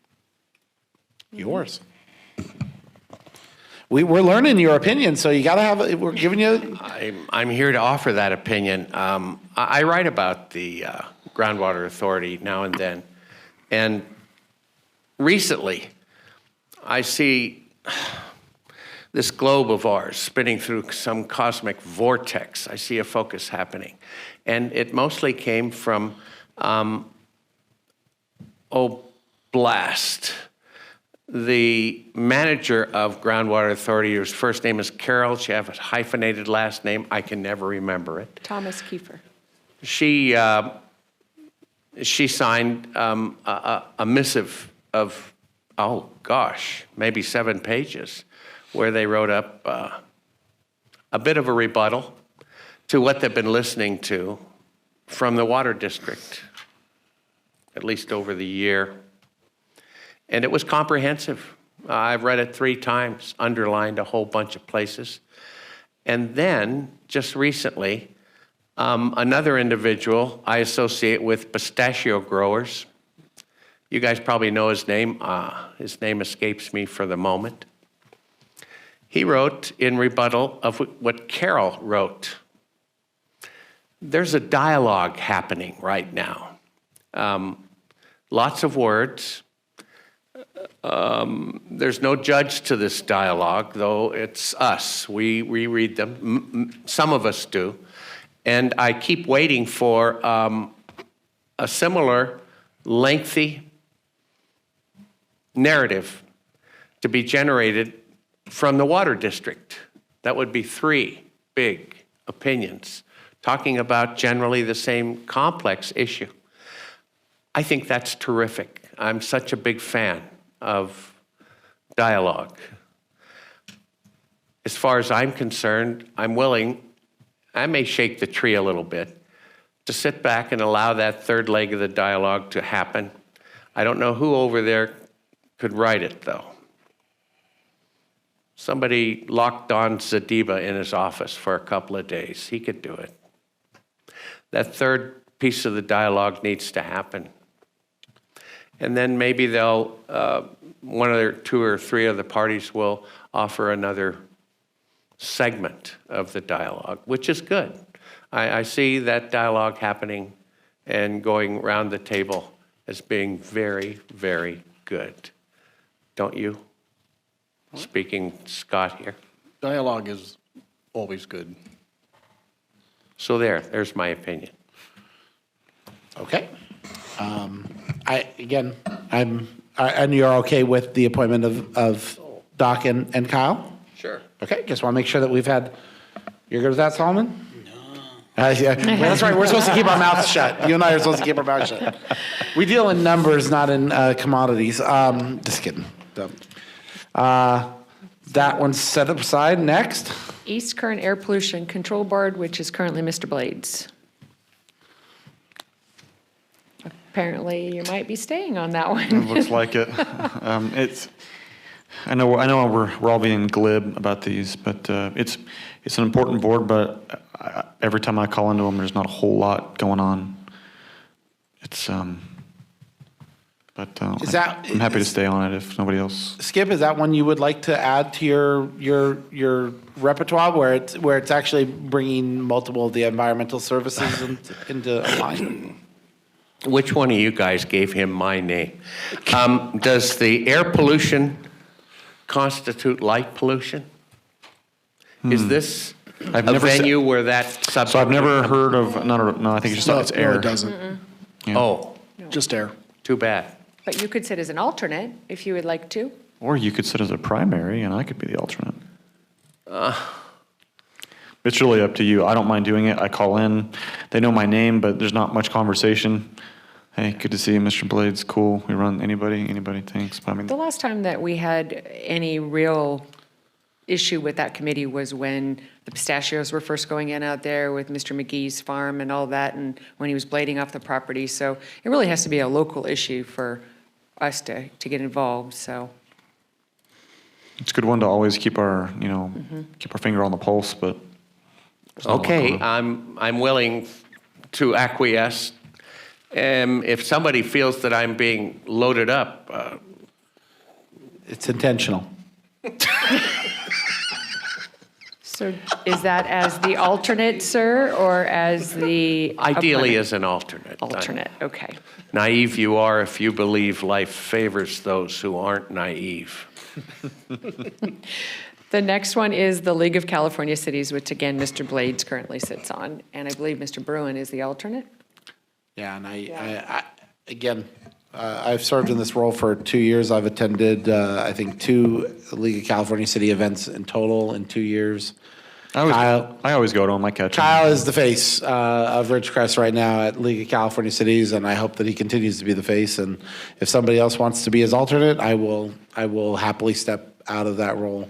If you want me to stay in that role, just based on title and those things, hopefully there's more freedom to travel at some point in the future to some of these conferences or events. But just the same, there's more than a few caucuses and appointments that I've been invited to that I would have no interest in attending whatsoever. I make the big ones. Yeah. I make the big. I think those are important. You do learn a lot on that committee. I'm happy to stay as our representative. Is there somebody else who'd like to serve as the alternate? I'm more than happy to step aside. If not, then I will. I think you should stay as the alternate. Oh, thanks, Kyle. Yep, I'm here for you, Mr. Mayor. Got it, sir. Okay, moving on to the last one, it's the East Current EDC. And right now, we have Megan sitting on that and not a a council member. So we can leave it that way, and maybe one of you could sit as an alternate, Economic Development Committee. but Megan. I mean, Megan has to remain there. Yes. I mean, and. Yeah, we had some dialogue about this one last time, didn't we? Yeah, because I've attended this one a couple different times. They rotate around, and it's came through Ridgecrest a couple different times. I think just for the fact that if it was to rotate here again, it would be nice to have a council member on there as an alternate to also represent Ridgecrest with her at the meeting. I'm happy to be an alternate. I have to tell you that I don't think you or I are the best candidates, Kyle. I No? think the best candidate is sitting between us. Oh, okay. And I'm gonna say that for a couple of reasons, which is one, when it comes to economic development and the idea of what are the resources that are needed, what are the, not just on the development, but also on the lending and the financial and those areas. Solomon's range of expertise in that area is nothing short of amazing, and I think it's a great opportunity for that other side. Now, Solomon, I understand that may be, they meet once every 2 months? I honestly don't know. 2 months, does that sound about right? Yeah. And it rotates between, these would be like a meeting once was in Tehachapi, one was in Rosamond, one was in Cal City. Yeah, they do stay on this This is site. not all the way over to Bakersfield. It's about a 2-hour meeting, weekday afternoon. If you don't feel that's something in your wheelhouse, I certainly would understand, and I'm happy to suggest. But I think you would be a fantastic person after what I've experienced and what that group has been for the last few years. I think it's absolutely 100% in your wheelhouse. Okay. Then I'll take the alternate. Okay, no problem. Fair enough. And next. So that is the last one. So if you'll indulge me, I will read them again just to make sure we're okay, and then we'll take a motion.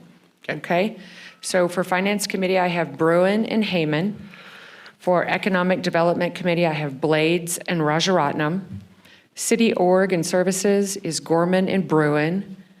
Infrastructure, Blades and Rajaratnam. Parks and Rec, Quality of Life, Gorman and Bruin. Youth Advisory Council, Gorman and Bruin. Ridgecrest Area Convention and Visitors Bureau is Rajaratnam. Quad States is Gorman. Kern Council of Governments, Blades. Navy Community Council, Mayor and Rajaratnam. IWP Groundwater, Heyman and Blades. East Kern Air Pollution Control Board is Blades and Gorman. League of California Cities, Blades and Bruin. Roundtable BLM, Gorman. And East Kern EDC, Blades. If everybody agrees with that, we'll call for a motion. East Kern EDC is Megan, then Blades, right? Megan, then Blades, yes, ma'am. Mayor, if I may, are there alternates that were specifically chosen for each committee? For the majority of them, yes. Okay. Is it the desire of the council to appoint an alternate to each committee? For the purpose of the quorum, basically, an alternate should be named. Is it required? The other option would be, the other option would be kind of broad, but you could potentially include in the motion that any council member can serve as an alternate on any committee. That would be ideal, I think. Yeah, but I mean, I can see that, but I can also see that being problematic, especially for a couple of the apologies, but let me be clear. For Groundwater Authority, I think having that type of open-ended would be potentially problematic. But that's not a city committee. I'm talking about just committees for the city. Infrastructure, quality of life, you need to name that the council, any council member can be an alternate on those committees. You've So already. on our internal committees. On internal, yeah. On our internal committees, that any member of the council Right. may serve as an alternate Right. in the event of the absence of another, Right. of This way you- a sitting committee member. Yeah, you can maintain your quorum and have the meeting, because if only one of you shows up. I think that sounds fantastic. As long as it's one of our internal committees, that makes That's, sense. I'm sorry, I didn't make that clear. Sorry. That's what I was talking about. Okay, I've got that written down, so. And is there a formal motion that we're accepting, or is it just a motion to approve the appointments as presented? Correct. Do I have well, we've went through this. I'm going to go ahead and give one more opportunity for public comment now that we've laid us all out. You have a comment real quick? Well, I just had one question on the BLM, the roundtable BLM. When do they meet? Now it's on a Thursday or a Friday. It's quarterly, isn't it? What, do they have a, do No, it was monthly. they have a structured time? They do. They do. It used to be every Saturday at 9, and they would pick different areas and travel. Like one time it was at the Pinnacles, one time it was in Sand Canyon. Now it's, gosh, let me see if I can find an It email. was late afternoon, if I remember correctly. I'll say this, Scott. I mean, it's a really good one to go to. Let me see if I can find a. Lord, an old email. So. I don't have it. Oh my gosh, technology.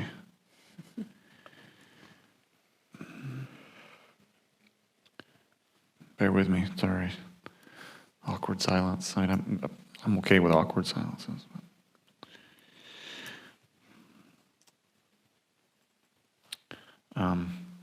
Good question, Scott. I don't have it readily available, but I know it's at some point during the week, late in the afternoons. Yeah, late. Once a month, or is it? I thought I remember it being once a month, but they could change it. Okay. Which Well, one were we looking at? The BLM that- roundtable. That will fall under one of the ones that would have an open Yeah. council member, so. Gotcha. But Well, we put, on Roundtable BLM, we have Blades and Gorman, correct? Go back to that. For my Just- notes, just which I don't know one. how old they are, I have fourth Thursday of the month at 6:30 PM. That already could have be Bladen. old. I'm just I don't double know. checking. No, well, so what happened is I was on it for a long time, and then I kind of passed it off to Eric. He started showing up, which is great. And Eric started disappearing. Kyle stepped back because Eric was doing it. Eric disappeared. So we haven't had very good representation on it.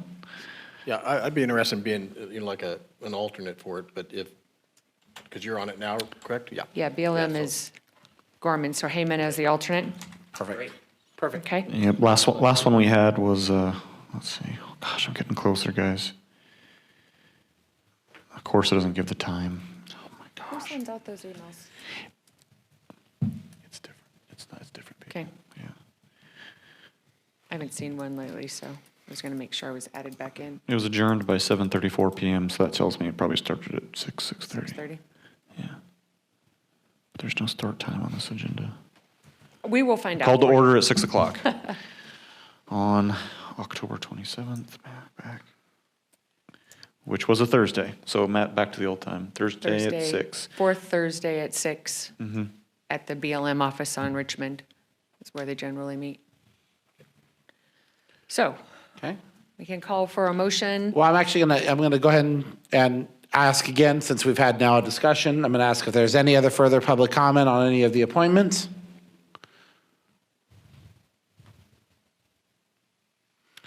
I'm seeing none. I'll go ahead and bring it back to council, and I would call for a motion to approve the appointments as discussed. Motion to approve. A motion, do I have a second? Second. Motion and second, roll call. Mayor Bruin, Aye? Mr. Blades. Aye. Mr. Rajaratnam. Aye. Mr. Heyman, Aye. Mr. Gorman. Aye. And as soon as I get back to work on the 3rd, I will make sure that everybody gets the right points of contacts and emails and everything and redistribute that to you. Thank you. You're welcome. That's sometimes an arduous process, but it's probably the one, I still remember running this the first time in 2020, and I'm like, okay, sure, I'll take that. And then, so I know exactly what you're going through, Skip, don't worry. It's breathtaking. 2 years from now, you'll say, I want, like finance. At least we didn't ask him for all his 5 appointments to planning commission. Yeah, and for everything planning tonight, so, commission you and know. personnel commission and everything else. We We gave got him a, 30 days on that one. We got about 3 weeks on that one. Next item is item number 9. This is a resolution of the City Council of the City of Ridgecrest authorizing the city manager to execute agreements with the California Department of Tax and Fee Administration for implementation of a local transactions and use tax. Sri? Good evening again.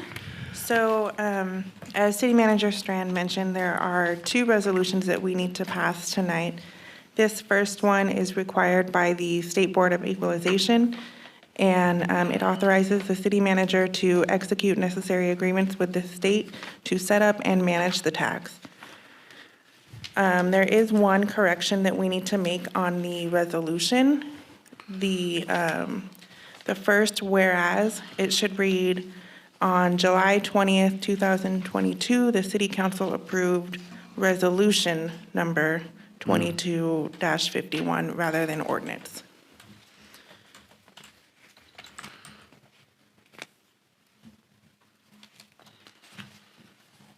Okay.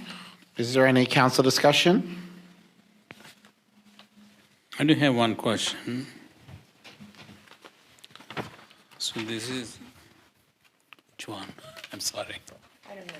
Item number 9, right? Yes. So it says we have to pay 175,000. So how do they come up with that amount? Do we fix that or? No, and it's up to 175,000, and it's basically just the cost that it takes the State Board of Equalization to prepare all of the paperwork, and they take that out of our first payment. First payment? Okay. Thank you. Once again, reiterating the state gets its money first. Anybody ever heard that saying and then think Cal Recycle and arguing with the state, they get their money first. Yeah, it was passed. Any other council discussion? Seeing none, I'll go ahead and bring it out to the public. Is there any public comment in regards to the resolution? Any phone comments? Seeing none, I'll go ahead and bring it back to council. Do I have a motion for approval of the resolution with the one amendment of alternating the first whereas ordinance with resolution? So moved. It's 2206. Have a motion, do I have a second? Second. Motion and second. Roll call. Mayor Bruin, Aye. Mr. Blades, Aye. Mr. Rajaratnam, Aye. Mr. Heyman, Aye.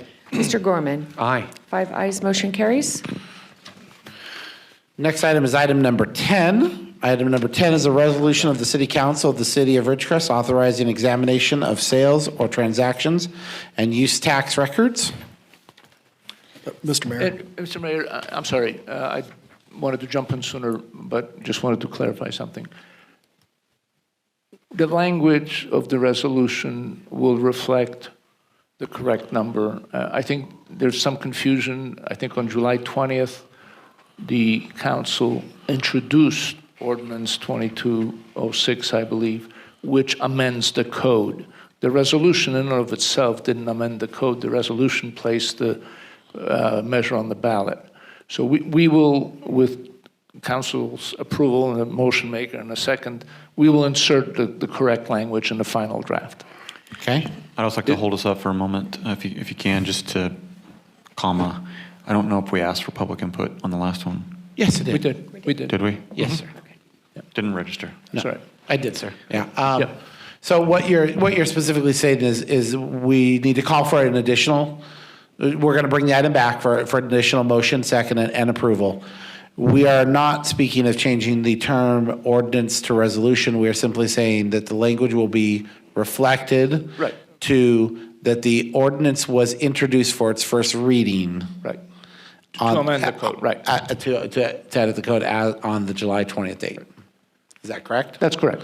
Okay. Once again, I'll go ahead and ask if there's any public comment. Can I ask, Martin, that you send me that wording? For that whereas, can you send me that wording? Absolutely. Thank Right. you. Okay. Seeing none, I'll go ahead and bring it back to council. Do I have a motion for the approval once again of the resolution with the amended language as discussed? So moved. Second. I have a motion second. Roll call. Mayor Bruin, Aye. Mr. Blades. Aye. Mr. Rajaratnam. Aye. Mr. Heyman, aye. Mr. Gorman. Aye. 5 ayes, motion carries. Okay. Now we will go ahead and move on with item number 10. Item number 10 is a resolution of the City Council of the City of Ridgecrest authorizing examination of sales or transactions and use tax records.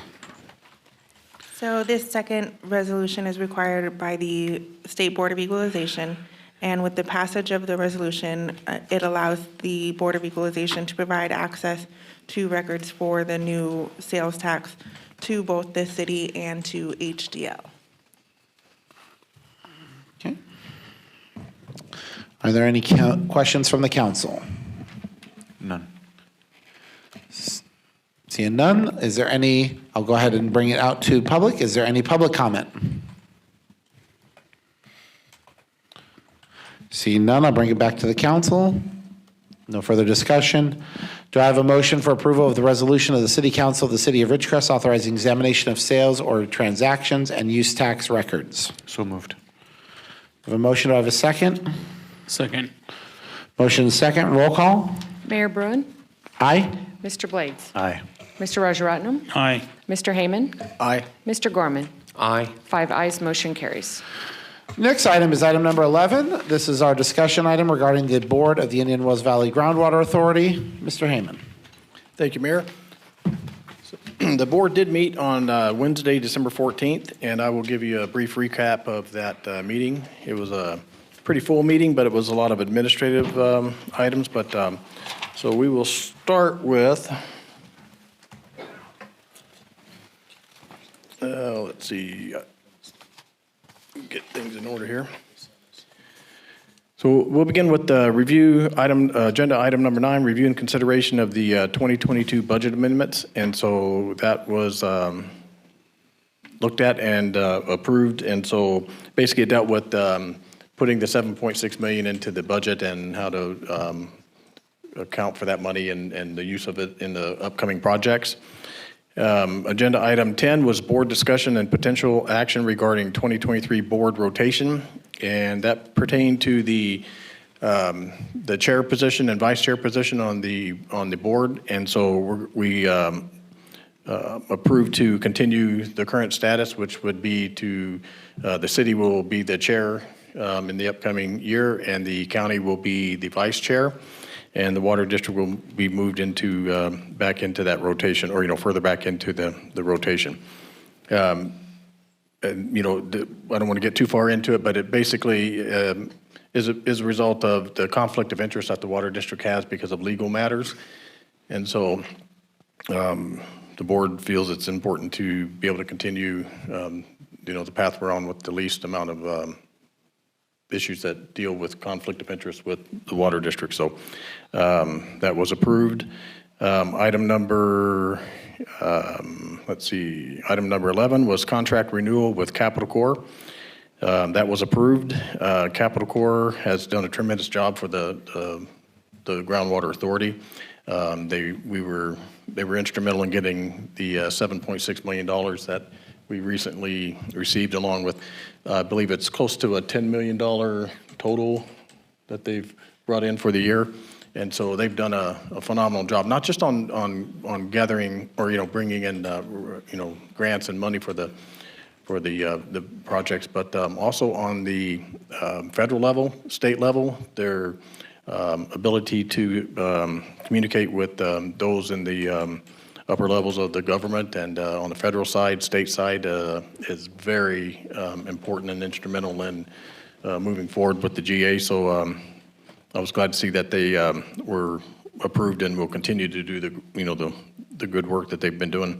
Item number 12 was contract renewal with the Regional Government Services, or RGS as we call it.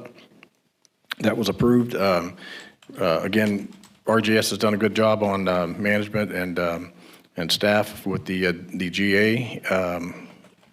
They have updated the finance program, and so we're going to have a review of that, I believe sometime this spring. Let's see here. Thought I'd written down probably March. Yeah. So we'll have a review of the finance system, the finance system in and of itself. Let's see, item number 13 was review of the Brown Armstrong request for audit fee increase. And so that pertained, we are in the process of completing getting a completion of the audit. They had come back to the GA for an $8,000 increase due to understanding the replenishment fee and the legal issues that are complicated. The board was not comfortable with them presenting us with an $8,000 increase for a audit that we have not received. I know the chair voiced his opinion, I voiced mine, and the board voted to review this with Brown Armstrong hopefully on our next GA meeting. So that was not approved, and but hopefully we'll get it resolved, and we'll go from there. So item number 14 was board consideration of imported water interconnection project items. So that primarily dealt with the 3 different pipeline routes that we're looking at, the west, the central, and the east. They've narrowed it down to primarily the central, but the east is a close second. There may be some, I think we're leaning toward the central, and that's where the direction is going right at the moment, which would be those familiar with the valley. The west route was, let's just say, going up north of Red Rock Canyon and across the highway and then heading along Red Rock Canyon Road. The central route would go north from Cal City and then traverse primarily along Garlock Road and come out on 395 and then up and over and down to the valley. And the east would come out of Cal City and go down 20 Mule Team Road and come out and go down 395. The criteria that they looked at, was dealt with permitting, right-of-ways, the actual geographical hindrances, or what route would be, have to go over the mountains or have flatter ground or go through washes. And so the central one is the best choice at this point. The east one is good, only you have to go a little higher and over 2 tall mountain ranges, and so then the pumping costs and pump stations and power to those pump stations would be more. So, but anyway, so bottom line is we're looking at the central one and moving forward with it. Let's see here. Item number 15 was authorize execution of the cooperative agreement for transfer of funds to the Indian Wells Valley Groundwater Authority for monitoring and studying subsurface groundwater flow in support of the Naval Air Weapons Station, China Lake. So that's a cooperative agreement for monitoring well drilling for transfer of funds from the, using the Navy coastal royalty funds. And so that's been an ongoing process. So that's money that's coming from the coastal geothermal royalty funds that's going to go back into a project that cooperatively agreed with and to drill wells. So, and I think lastly, we were, item number 16 was the approval of implementation of the grant for round 2 of the projects list. So, and that entailed primarily looking at, I don't have any notes on it, but further grant money for continued projects. So with that, I'm open to any questions that anyone has or clarification. I watched the meeting. It seemed like it was pretty thorough, lengthy. I had questions about how they chose the pipeline, but it appears to me that they're pretty preliminary in the beginning. A lot of those questions in my mind had to do with just the just getting way down in the details. And I realized that there's a lot more to go. And they gave you a very preliminary shoot from the hip as best they could. Yeah, we got to be careful not to pick a direction. Obviously, this is the preferred direction for the CEQA analysis, but the CEQA analysis will also consider both the east and the west directions also. So this was the preferred path for that purpose. So it could change as they get deeper into the process.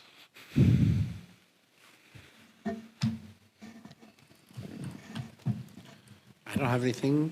No? Skip? No? Okay. I got one more thing about this. Staff is planning to begin our January 18th meeting at 5 o'clock. So we will have 90 minutes to discuss groundwater authority issues, litigation within closed session. 5 o'clock or 4:30? We could do 4:30. If you said 90 minutes. Sorry, be correct. It's an hour and a half. It starts at 6, so you have 4:30. Yeah. The only thing I'd like to add too is, you know, it's been a good year for the GA and the accomplishments that the GA has come to with this year. You know, just for starters, the GSP getting passed was huge. So there were those that, you know, didn't think we'd get a GSP passed, and, you know, in light of it, we did. We were one of only a few in the state that were passed. DWP getting grant money for our projects, the imported water project was a huge thing for the GA. Let's say DWR. We don't want to give But, that. We don't want to give those other guys Department too. of We don't want to give those other guys any credit. Department of Water Resources, and but you know, we've also are in the process of purchasing water. We've got the federal government coming in with the Army Corps of Engineers doing their review. We've got support, you know, on the federal side. It's just been I think, a pretty fulfilling year. Things are moving along, and I just want to say it's nice to see it, and hopefully we'll continue to see further successes on, you know, down, you know, for this upcoming year. So it's been a good year. I think you've done a fantastic job, and I've called you my Kevlar vest, so put it on and wear it some more. I think you're a Kevlar vest for the entire council sometimes with this issue, and we appreciate it, or at least I know I personally do. Okay, is there any public comment in regards to the Indian Wells Valley Groundwater Authority?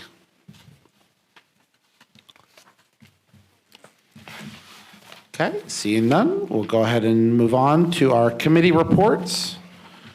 Economic Development appears it was canceled, correct? Yep. Finance did meet. In fact, even though it says it was canceled on here, we met on Monday. And I'll give a brief overview, and then I would appreciate Councilman Hayman's comments. What we have started on is the scoping of Measure P projects and how it has its relative impact on our financials moving forward. And really what we're trying to do is get an established line for what we need to budgetarily allocate for, first and foremost, our two public safety needs. And that was, we made a commitment that we would keep all of those fire stations open, and they will stay open. And we want to make sure that we have budgeted and prepared for what those expenditures are going to be in year 1 through year 9. We made a commitment that we needed to boost our police department and resupply at least 4 officers. We wanted to get a line for how long that's going to take to get those officers trained, ready on the streets, and what those budgetary concerns will be between years 1 and 9. We wanted to enhance our city staff, and we wanted to address what the budgetary concerns would be for those between what we needed in terms of additional positions. That's including our a kennel attendant, which is desperately needed, a dispatcher, which is desperately needed, and a records clerk for the PD. So each of those positions were discussed and what their long-term, And an HR. There's an HR, there's a community relations one, but all of these, what we did is we took all of these positions and we tried to provide some forecasting budgeting with Cherie's help, a great job to present it. And then finally, of course, what are the limitations of the pool? And what can we set as caps and highs and lows to begin working with our consultants on a reasonable budget to achieve the pool? Now, all these numbers are still very fluid, and I'm not going to discuss them at length at this time because they're still going through the committee. We have another committee meeting and a council meeting, and we're going to be bringing these to you guys in a much larger, more comprehensive format.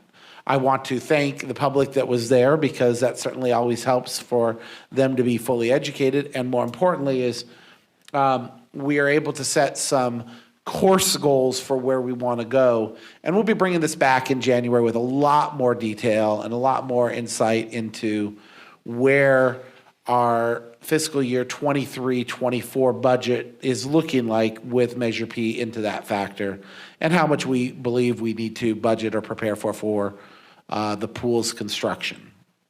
What I do want the public to hear more than anything else is the first finance meeting that was able to be conducted following the certification of Measure P. Our city staff was not only ready, prepared, and willing, able, all those energizing, let's get going words to what is it going to take to deliver this pool in the absolute quickest fashion. And I'm so encouraged by the meetings we've had this week, and I'm entirely confident that we are going to meet and exceed the community's expectations on this project. And that's what I would say. Everything else in the finance meeting was about all the other wonderful things that we're working on, some policy changes that we're talking about as it relates to capital outlays, and finally is our revenue, which is still tracking above our budgeted expectations, only slightly. It's still very early in the equation, but the city's finances, as Ms. Frise showed. Am I saying it right? Is it Frise or Frizzy? Freeze. Well, I tried to make her French and failed at it miserably. Well, there's 2 years of looking like an... Okay, I'm not going to say that. So as Mrs. Freeze presented to us earlier today, the city's financial health is in much, much more positive a direction than it has been in many, many years that have come. Doc? No, I think you covered it pretty well. It's very exciting to be sitting there and discussing salaries and staff salaries and hiring employees and the pool. But, you know, the staff and the employee salary issue has always been a big one for me. And, you know, a few years ago, we were not in a position to, I mean, we worked hard to get a COLA raise, which they hadn't had in 13 years. But, you know, we had a pretty lean, you know, budget to work with to try to correct it. And we knew what we needed to do, but now here we are sitting in a position where we are correcting it. We are addressing it, and we're addressing it in a big way. And we're not dreaming about a pool anymore. We're looking at, okay, how we're gonna, you know, conservatively, you know, put this pool together and have a really prominent gem of a community feature here that will benefit the city. I just heard from some kids, it was this morning, they came in with their mother to my office, and they're talking about learning how to swim. And the kid says, well, I don't swim very good. And I'm like, oh, really? Well, we're gonna have a new pool. You're gonna be able to learn how to swim. And there's gonna be cool stuff. There's gonna be, you know, like maybe, you know, we call it water features. It's kind of a new thing for us old guys. Well, old guy.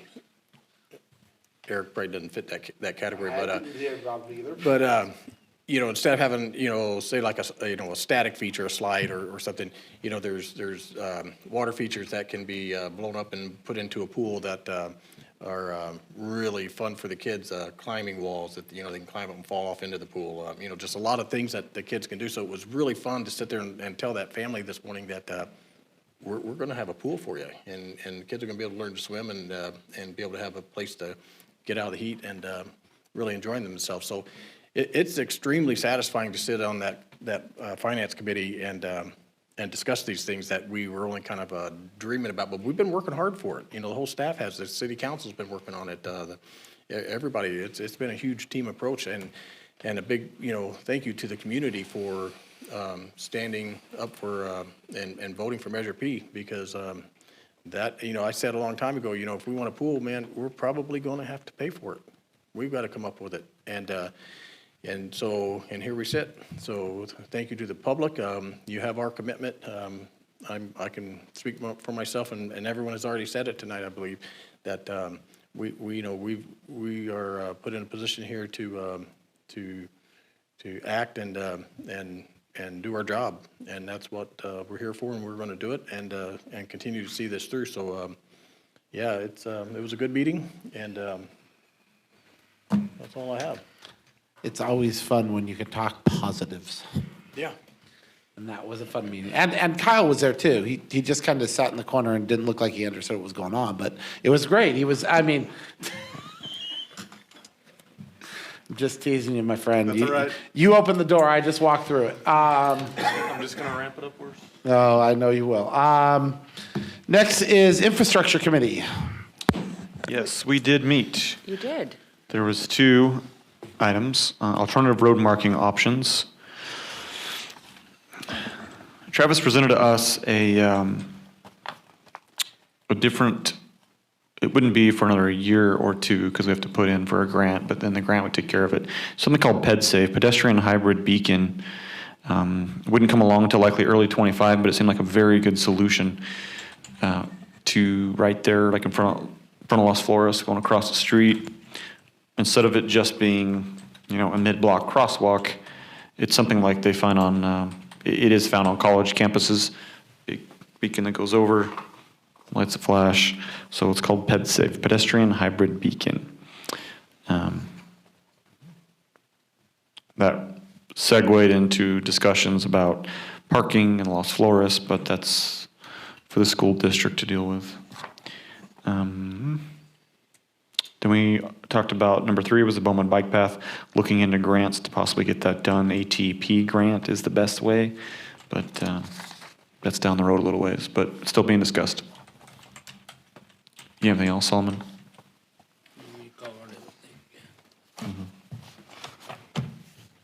Okay, thank you guys. Any questions? Okay. Other committees, boards, or commissions? All of mine were canceled. Yeah, I haven't had any. No, sounds like nothing. City manager report?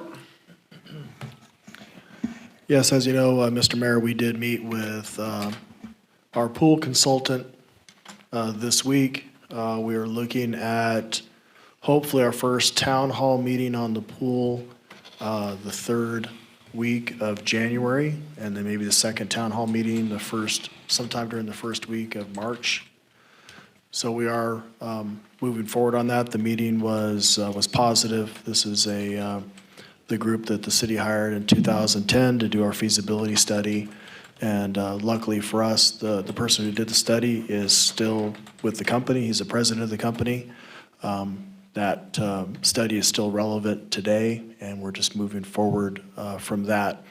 So we're hoping through this process we'll be able to bring some concepts to the community that were initially spoken about when preparing that state SPP grant, so we won't have to start over again. So I think that what we will bring forward to the community, I hope will be a good project, but we're still going to be looking for significant public input on the whole project itself. Second, I know that Rick still has to reach out to everyone. I know that council still wants to do a workshop, so we'll still try to get that scheduled the first of next year. Get that in a format over the Kerr-McGee Center where we can sit with council and staff and just discuss where we're going for the direction of the city. No decisions, just discussing where we're at. And thirdly, we are going to be closed next week due to Christmas and New Year's. So we'll have, obviously the police will be here. We'll have skeleton staff and finance because there's some things that they have to do. But pretty much the rest of the staff is going to be on vacation. Are we sure we have to give Travis vacation?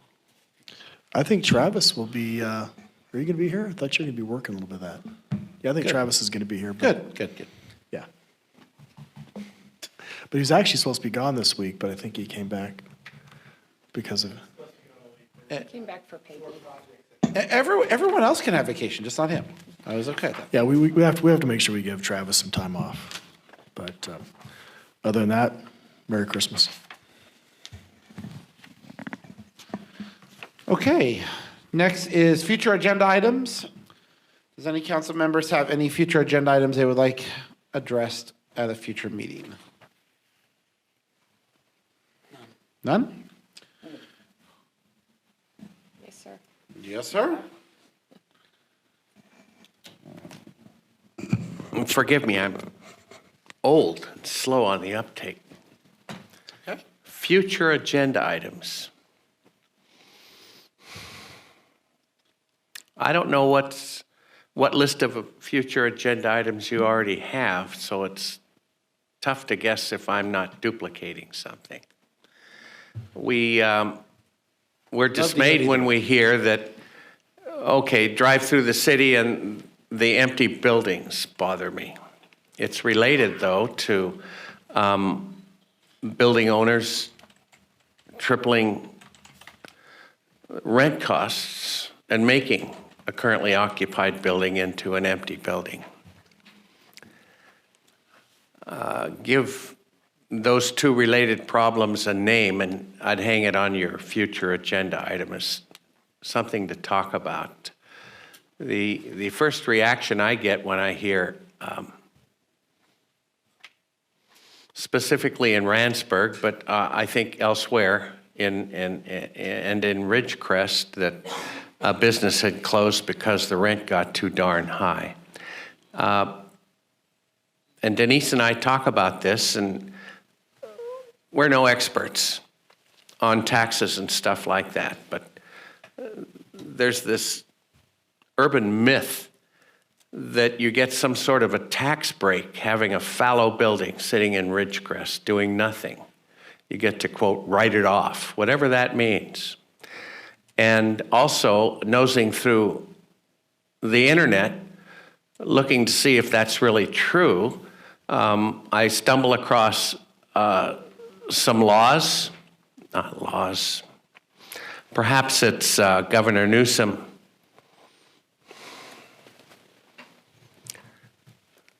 organizing restraint, official, legal restraint against this business of having a fallow building and profiting by it. Is there some law that was recently passed in California to that regard? I am not aware of any. It would be difficult for Governor Newsom to, or California, to pass laws regarding federal income taxes. But if the council wishes to, for me to look into it, I can certainly Oh, I would just, take a look at it. But I'm not aware of any laws that would dictate what one can do with their vacant building. I thank you. You figure you see it on the internet, it must be true.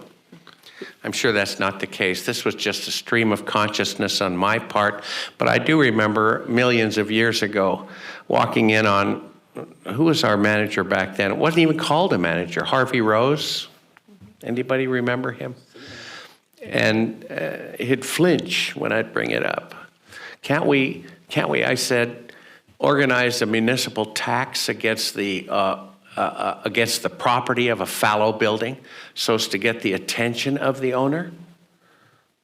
If I leave it sitting there, I may get a little bit of a weird tax break for doing so, but if it's costing me $1,200 a year, Ridgecrest City tax, maybe I'd better lower the rent and put this puppy to work. I think other little communities have done that. I got a feeling it's not easy. That's all I know. Looks like it just needs to be approached and discussed, and I think that Martin or Ron might have an answer to that. Not specifically tonight on the actual ability to tax or set fees on properties that are vacant. Several years ago, we attempted to pass a vacant building ordinance. Council elected not to pursue it when it was presented. Now we have brought this back to committee in the past. We can bring it to a committee to discuss it further. When was that they didn't pass it? Just curious. It would have been in 2000 and either 16 or 17. Thank you, sir. Because we wrote the PD wrote the ordinance. Okay, thank you, sir. We could bring that back to City Org. Some of the other issues of this is we now have 3 code enforcement positions that we're trying to fill. But that is somewhat of a code enforcement issue when we have the staffing to be able to address some of the blight at those buildings. But we can bring this back to committee to discuss this further and see where council, I know that this is on council's agenda. Staff has got it on our agenda. We've had several things a little bit prior to that, so we could get to the point where we could bring this up a little bit further up the list to be able to address this. Thank you. I think it does need to be discussed, and I'd be happy to join in on that discussion. Even just the fact that it's being talked about may have a beneficial effect in the heart of some absentee or out-of-town property owner. A trill would be going up his or her leg right now thinking, maybe I'd better do something. Hot dog. Our work here may be done. But discussing it, now was that on this list of agenda items in the future? So I wouldn't say it's been specifically discussed, but I think future agenda items, Skip, would always be something that you feel you want staff to bring you back some information. And that would be a perfect example, as even I was unaware, despite having watched far more YouTube videos than I ever care to want to have said I've watched on city council. I didn't pick up on that previously having been rejected by the council. So that's something that I now get to go and do research. So I don't think there's anything, whether it was or wasn't, is irrelevant. It's something that is, you are asking staff, can you bring us back some information, or at least bring it to one of the committees for further, you being on the city org committee, as City Manager Strand suggested, we can bring it to a city org committee and at least get some information discussed about what are avenues of optional response and what are things the city could or couldn't consider. Terrific. Mayor, can I make a comment? Absolutely. With regard to vacant buildings in the city, Economic Development Committee has a future agenda item to make an inventory and see what we can do. And that's a perfect example of the two committees working on different angles of the same problem. Well, economic development is looking at what properties do we have available to use for economic development. The other angle is how do we ensure that there's a natural incentive to not leaving a property abandoned. And I believe, I'm going to guess that this PD ordinance, which I haven't seen and everything else, is going to have more to do with the lines of what Bakersfield City just recently did in saying that you have an obligation to ensure that your property does not become blighted. Similar to, it would have been the type of ordinance that would have given us this is just for the public, and I think my fellow council members know this story, but when Kmart first closed, one of the challenges that we had with that property was we had the initial encampments that were building up around the property, and one of the reasons that I remember was one of the first questions I asked right out of the gate was why aren't we doing something as a city? And it was because it's private property, and there's not anything that we can do to a private property owner unless they're asking us to trespass the property. And it was an absolute reasonable answer that says we don't have a way to enforce certain aspects of that, which I'm guessing is more what this ordinance is going to be along those lines in terms of blight or lack of condition or protecting the property or having 3 broken windows on the side of the building and anybody's living in there, those types of things. So I think it's a good opportunity for a dialogue on both sides if both are working, on different angles of the same problem. And both of them Megan has to deal with, so She has both those committees. congratulations, Megan. Okay, any other, is that it, Mr. Gorman? Anything else? No, that was it for this time. Thank you, sir. Any other future agenda items? Hearing none, we'll go ahead and go to mayor and council comments. We're going to give Mr. Gorman the first right of refusal this evening. So you are the first of the council comments. I thank you. I've enjoyed this.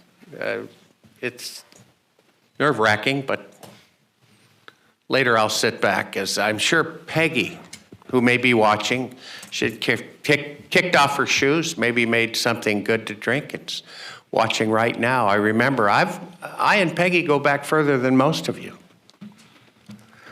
And as a young engineer catching a flight in the cold gray dawn at Inyokern, in the old hangar, there she was, sheesh, fully awake, made hot coffee, sometimes donuts. It was great. This lady did well. And she could take a joke. She could enjoy a good joke and reciprocate with one or several of her own. I used to get a pocket full of them then, and be sure to carry them in the Monday mornings to share with Peggy, and she enjoyed a good joke as few other gals I knew did, and I completely appreciated it. And watching and listening to what's been said this evening and giving her a send-off. She offered me over the years assurance, just that, just assurance. A bit like the literary assurance that Steinbeck's unnamed character in Cannery Row may have offered the reader. Some chapters begin with an unnamed Asian paddling across Cannery Row, the empty Cannery Row, with a pile of empty wicker baskets. He came in quietly, stage left, paddled across the row, and exited stage right without saying a word. You never knew who he was or where he was going or where he came from, but many chapters opened with that scene. And it's a literary contrivance Steinbeck was using. Other good prose uses it to assure the reader that whatever tragedy the previous chapter had ended with, In this chapter, the sun will rise again, life will go on. You just watch. I got to see Peggy, or hear from her, find her in the back of a room throughout the years. And in a funny sort of way, she's my Asian, and her presence assured me that no matter what, life goes on. And there, I've had my say about Peggy. God bless you, lady. That's it.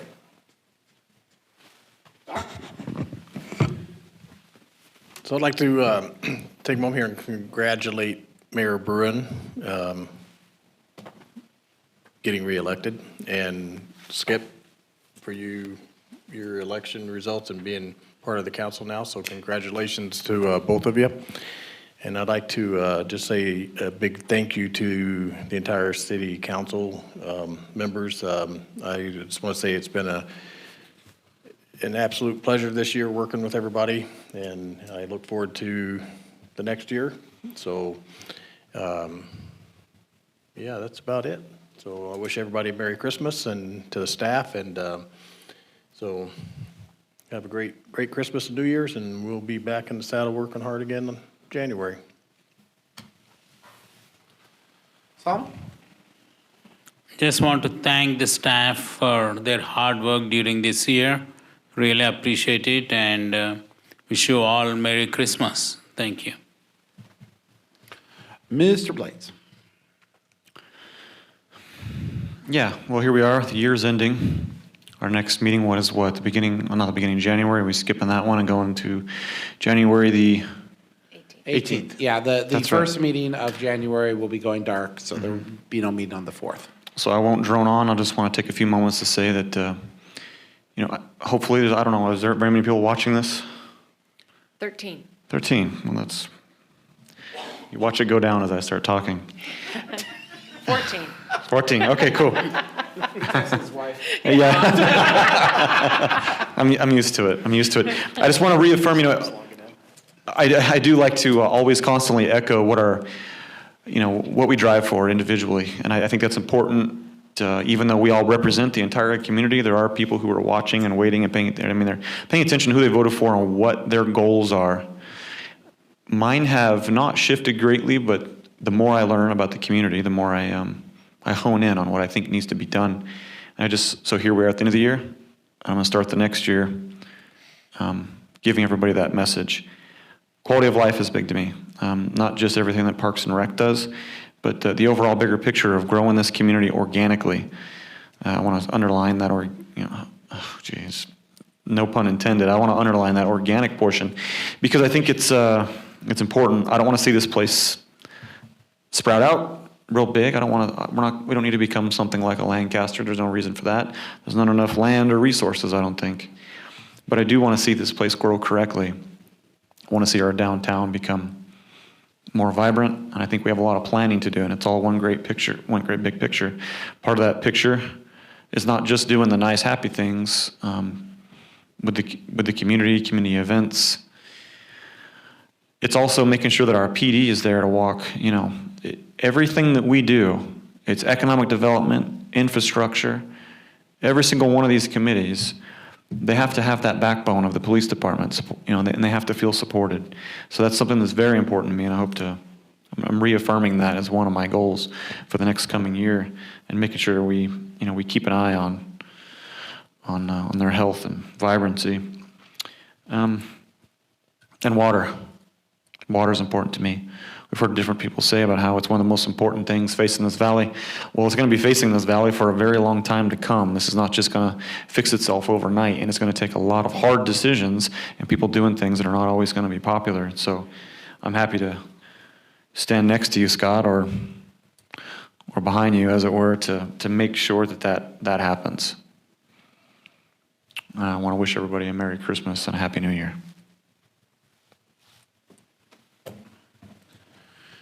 So one of the great privileges of this job and being elected every 2 years is that I get to say the last words. And we bring the end of 2022 to a close and we look forward to 2023. I can't help but reflect incredibly on just how far we've came. It was 2.5 short years ago, on July 4th and July 5th, 2019, that this community not only woke up, but also found its new life. That new life was bred by energy. And if anybody knows anything about the study of energy, is that energy always has to be both used, consumed, and displaced. It cannot equal, the equation sign must always end up being equal. And like an explosion of energy from the ground, it has become an explosion of energy in our community. That's what 2022 is about. I mean, I can sit up here and I can tell you that the election set a mandate. But I don't think I have to say that. I think every single one of us told you that tonight. That we understand that you have put in our hands the public's trust. And that it's our responsibility to deliver on that public trust. I could sit up here and say that this is Measure P's passage tells us that people's opinions are wrong and ours are right. And that's not correct, as Mr. Blades said. Everyone's opinion is important and everyone's opinion is welcomed. But there is something about attitude and there is something about energy. And when you convert energy into positive opportunity and positive energy, you will get more positive back than you ever will. The more negative you offer this world, the more negative you will receive from the world. The more positive you offer to this world, the more you will find forgiveness, the more you'll find fulfillment, the more you'll find an environment that welcomes it, embraces it, and returns it. That's Ridgecrest. It did it for me 18 and a half years ago when I showed up here.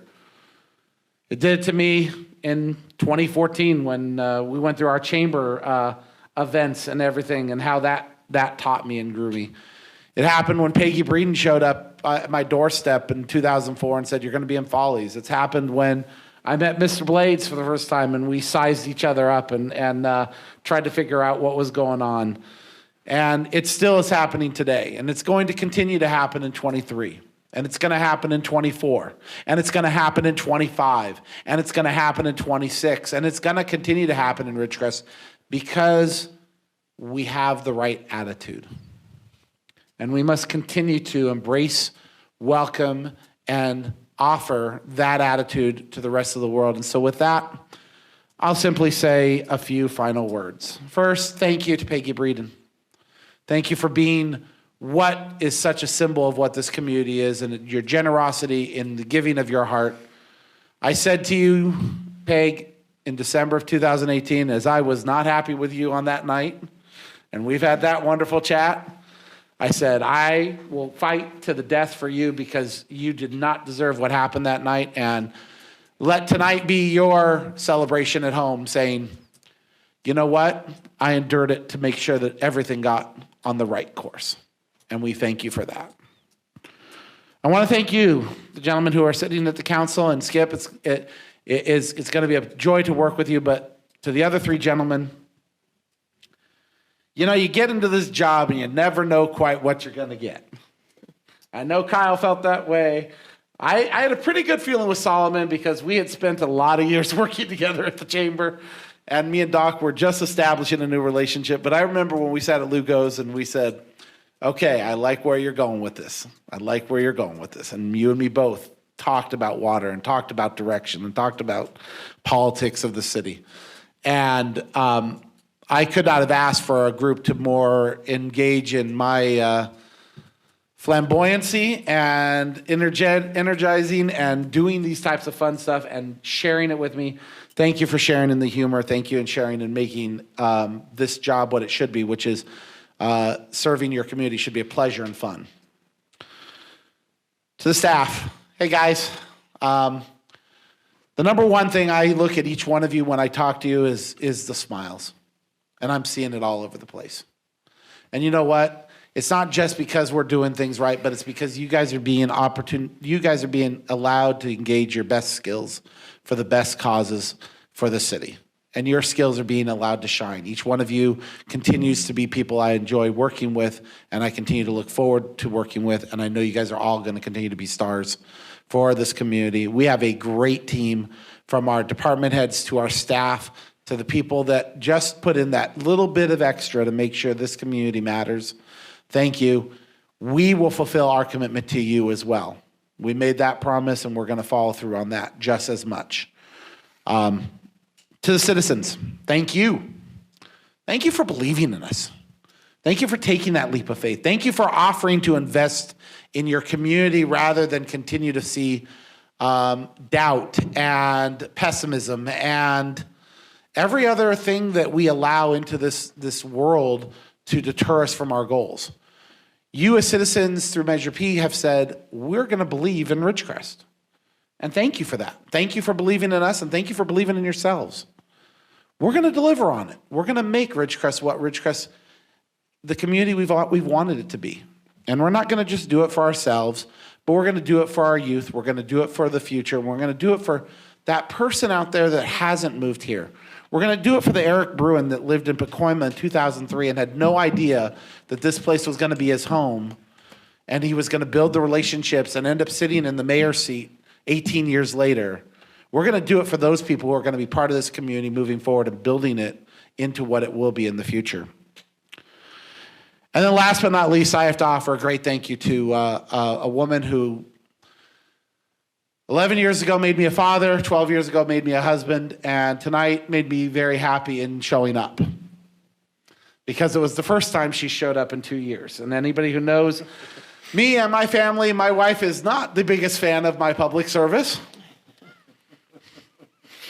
But she deals with it, and she puts up with it, and she sacrifices, and my children sacrifice.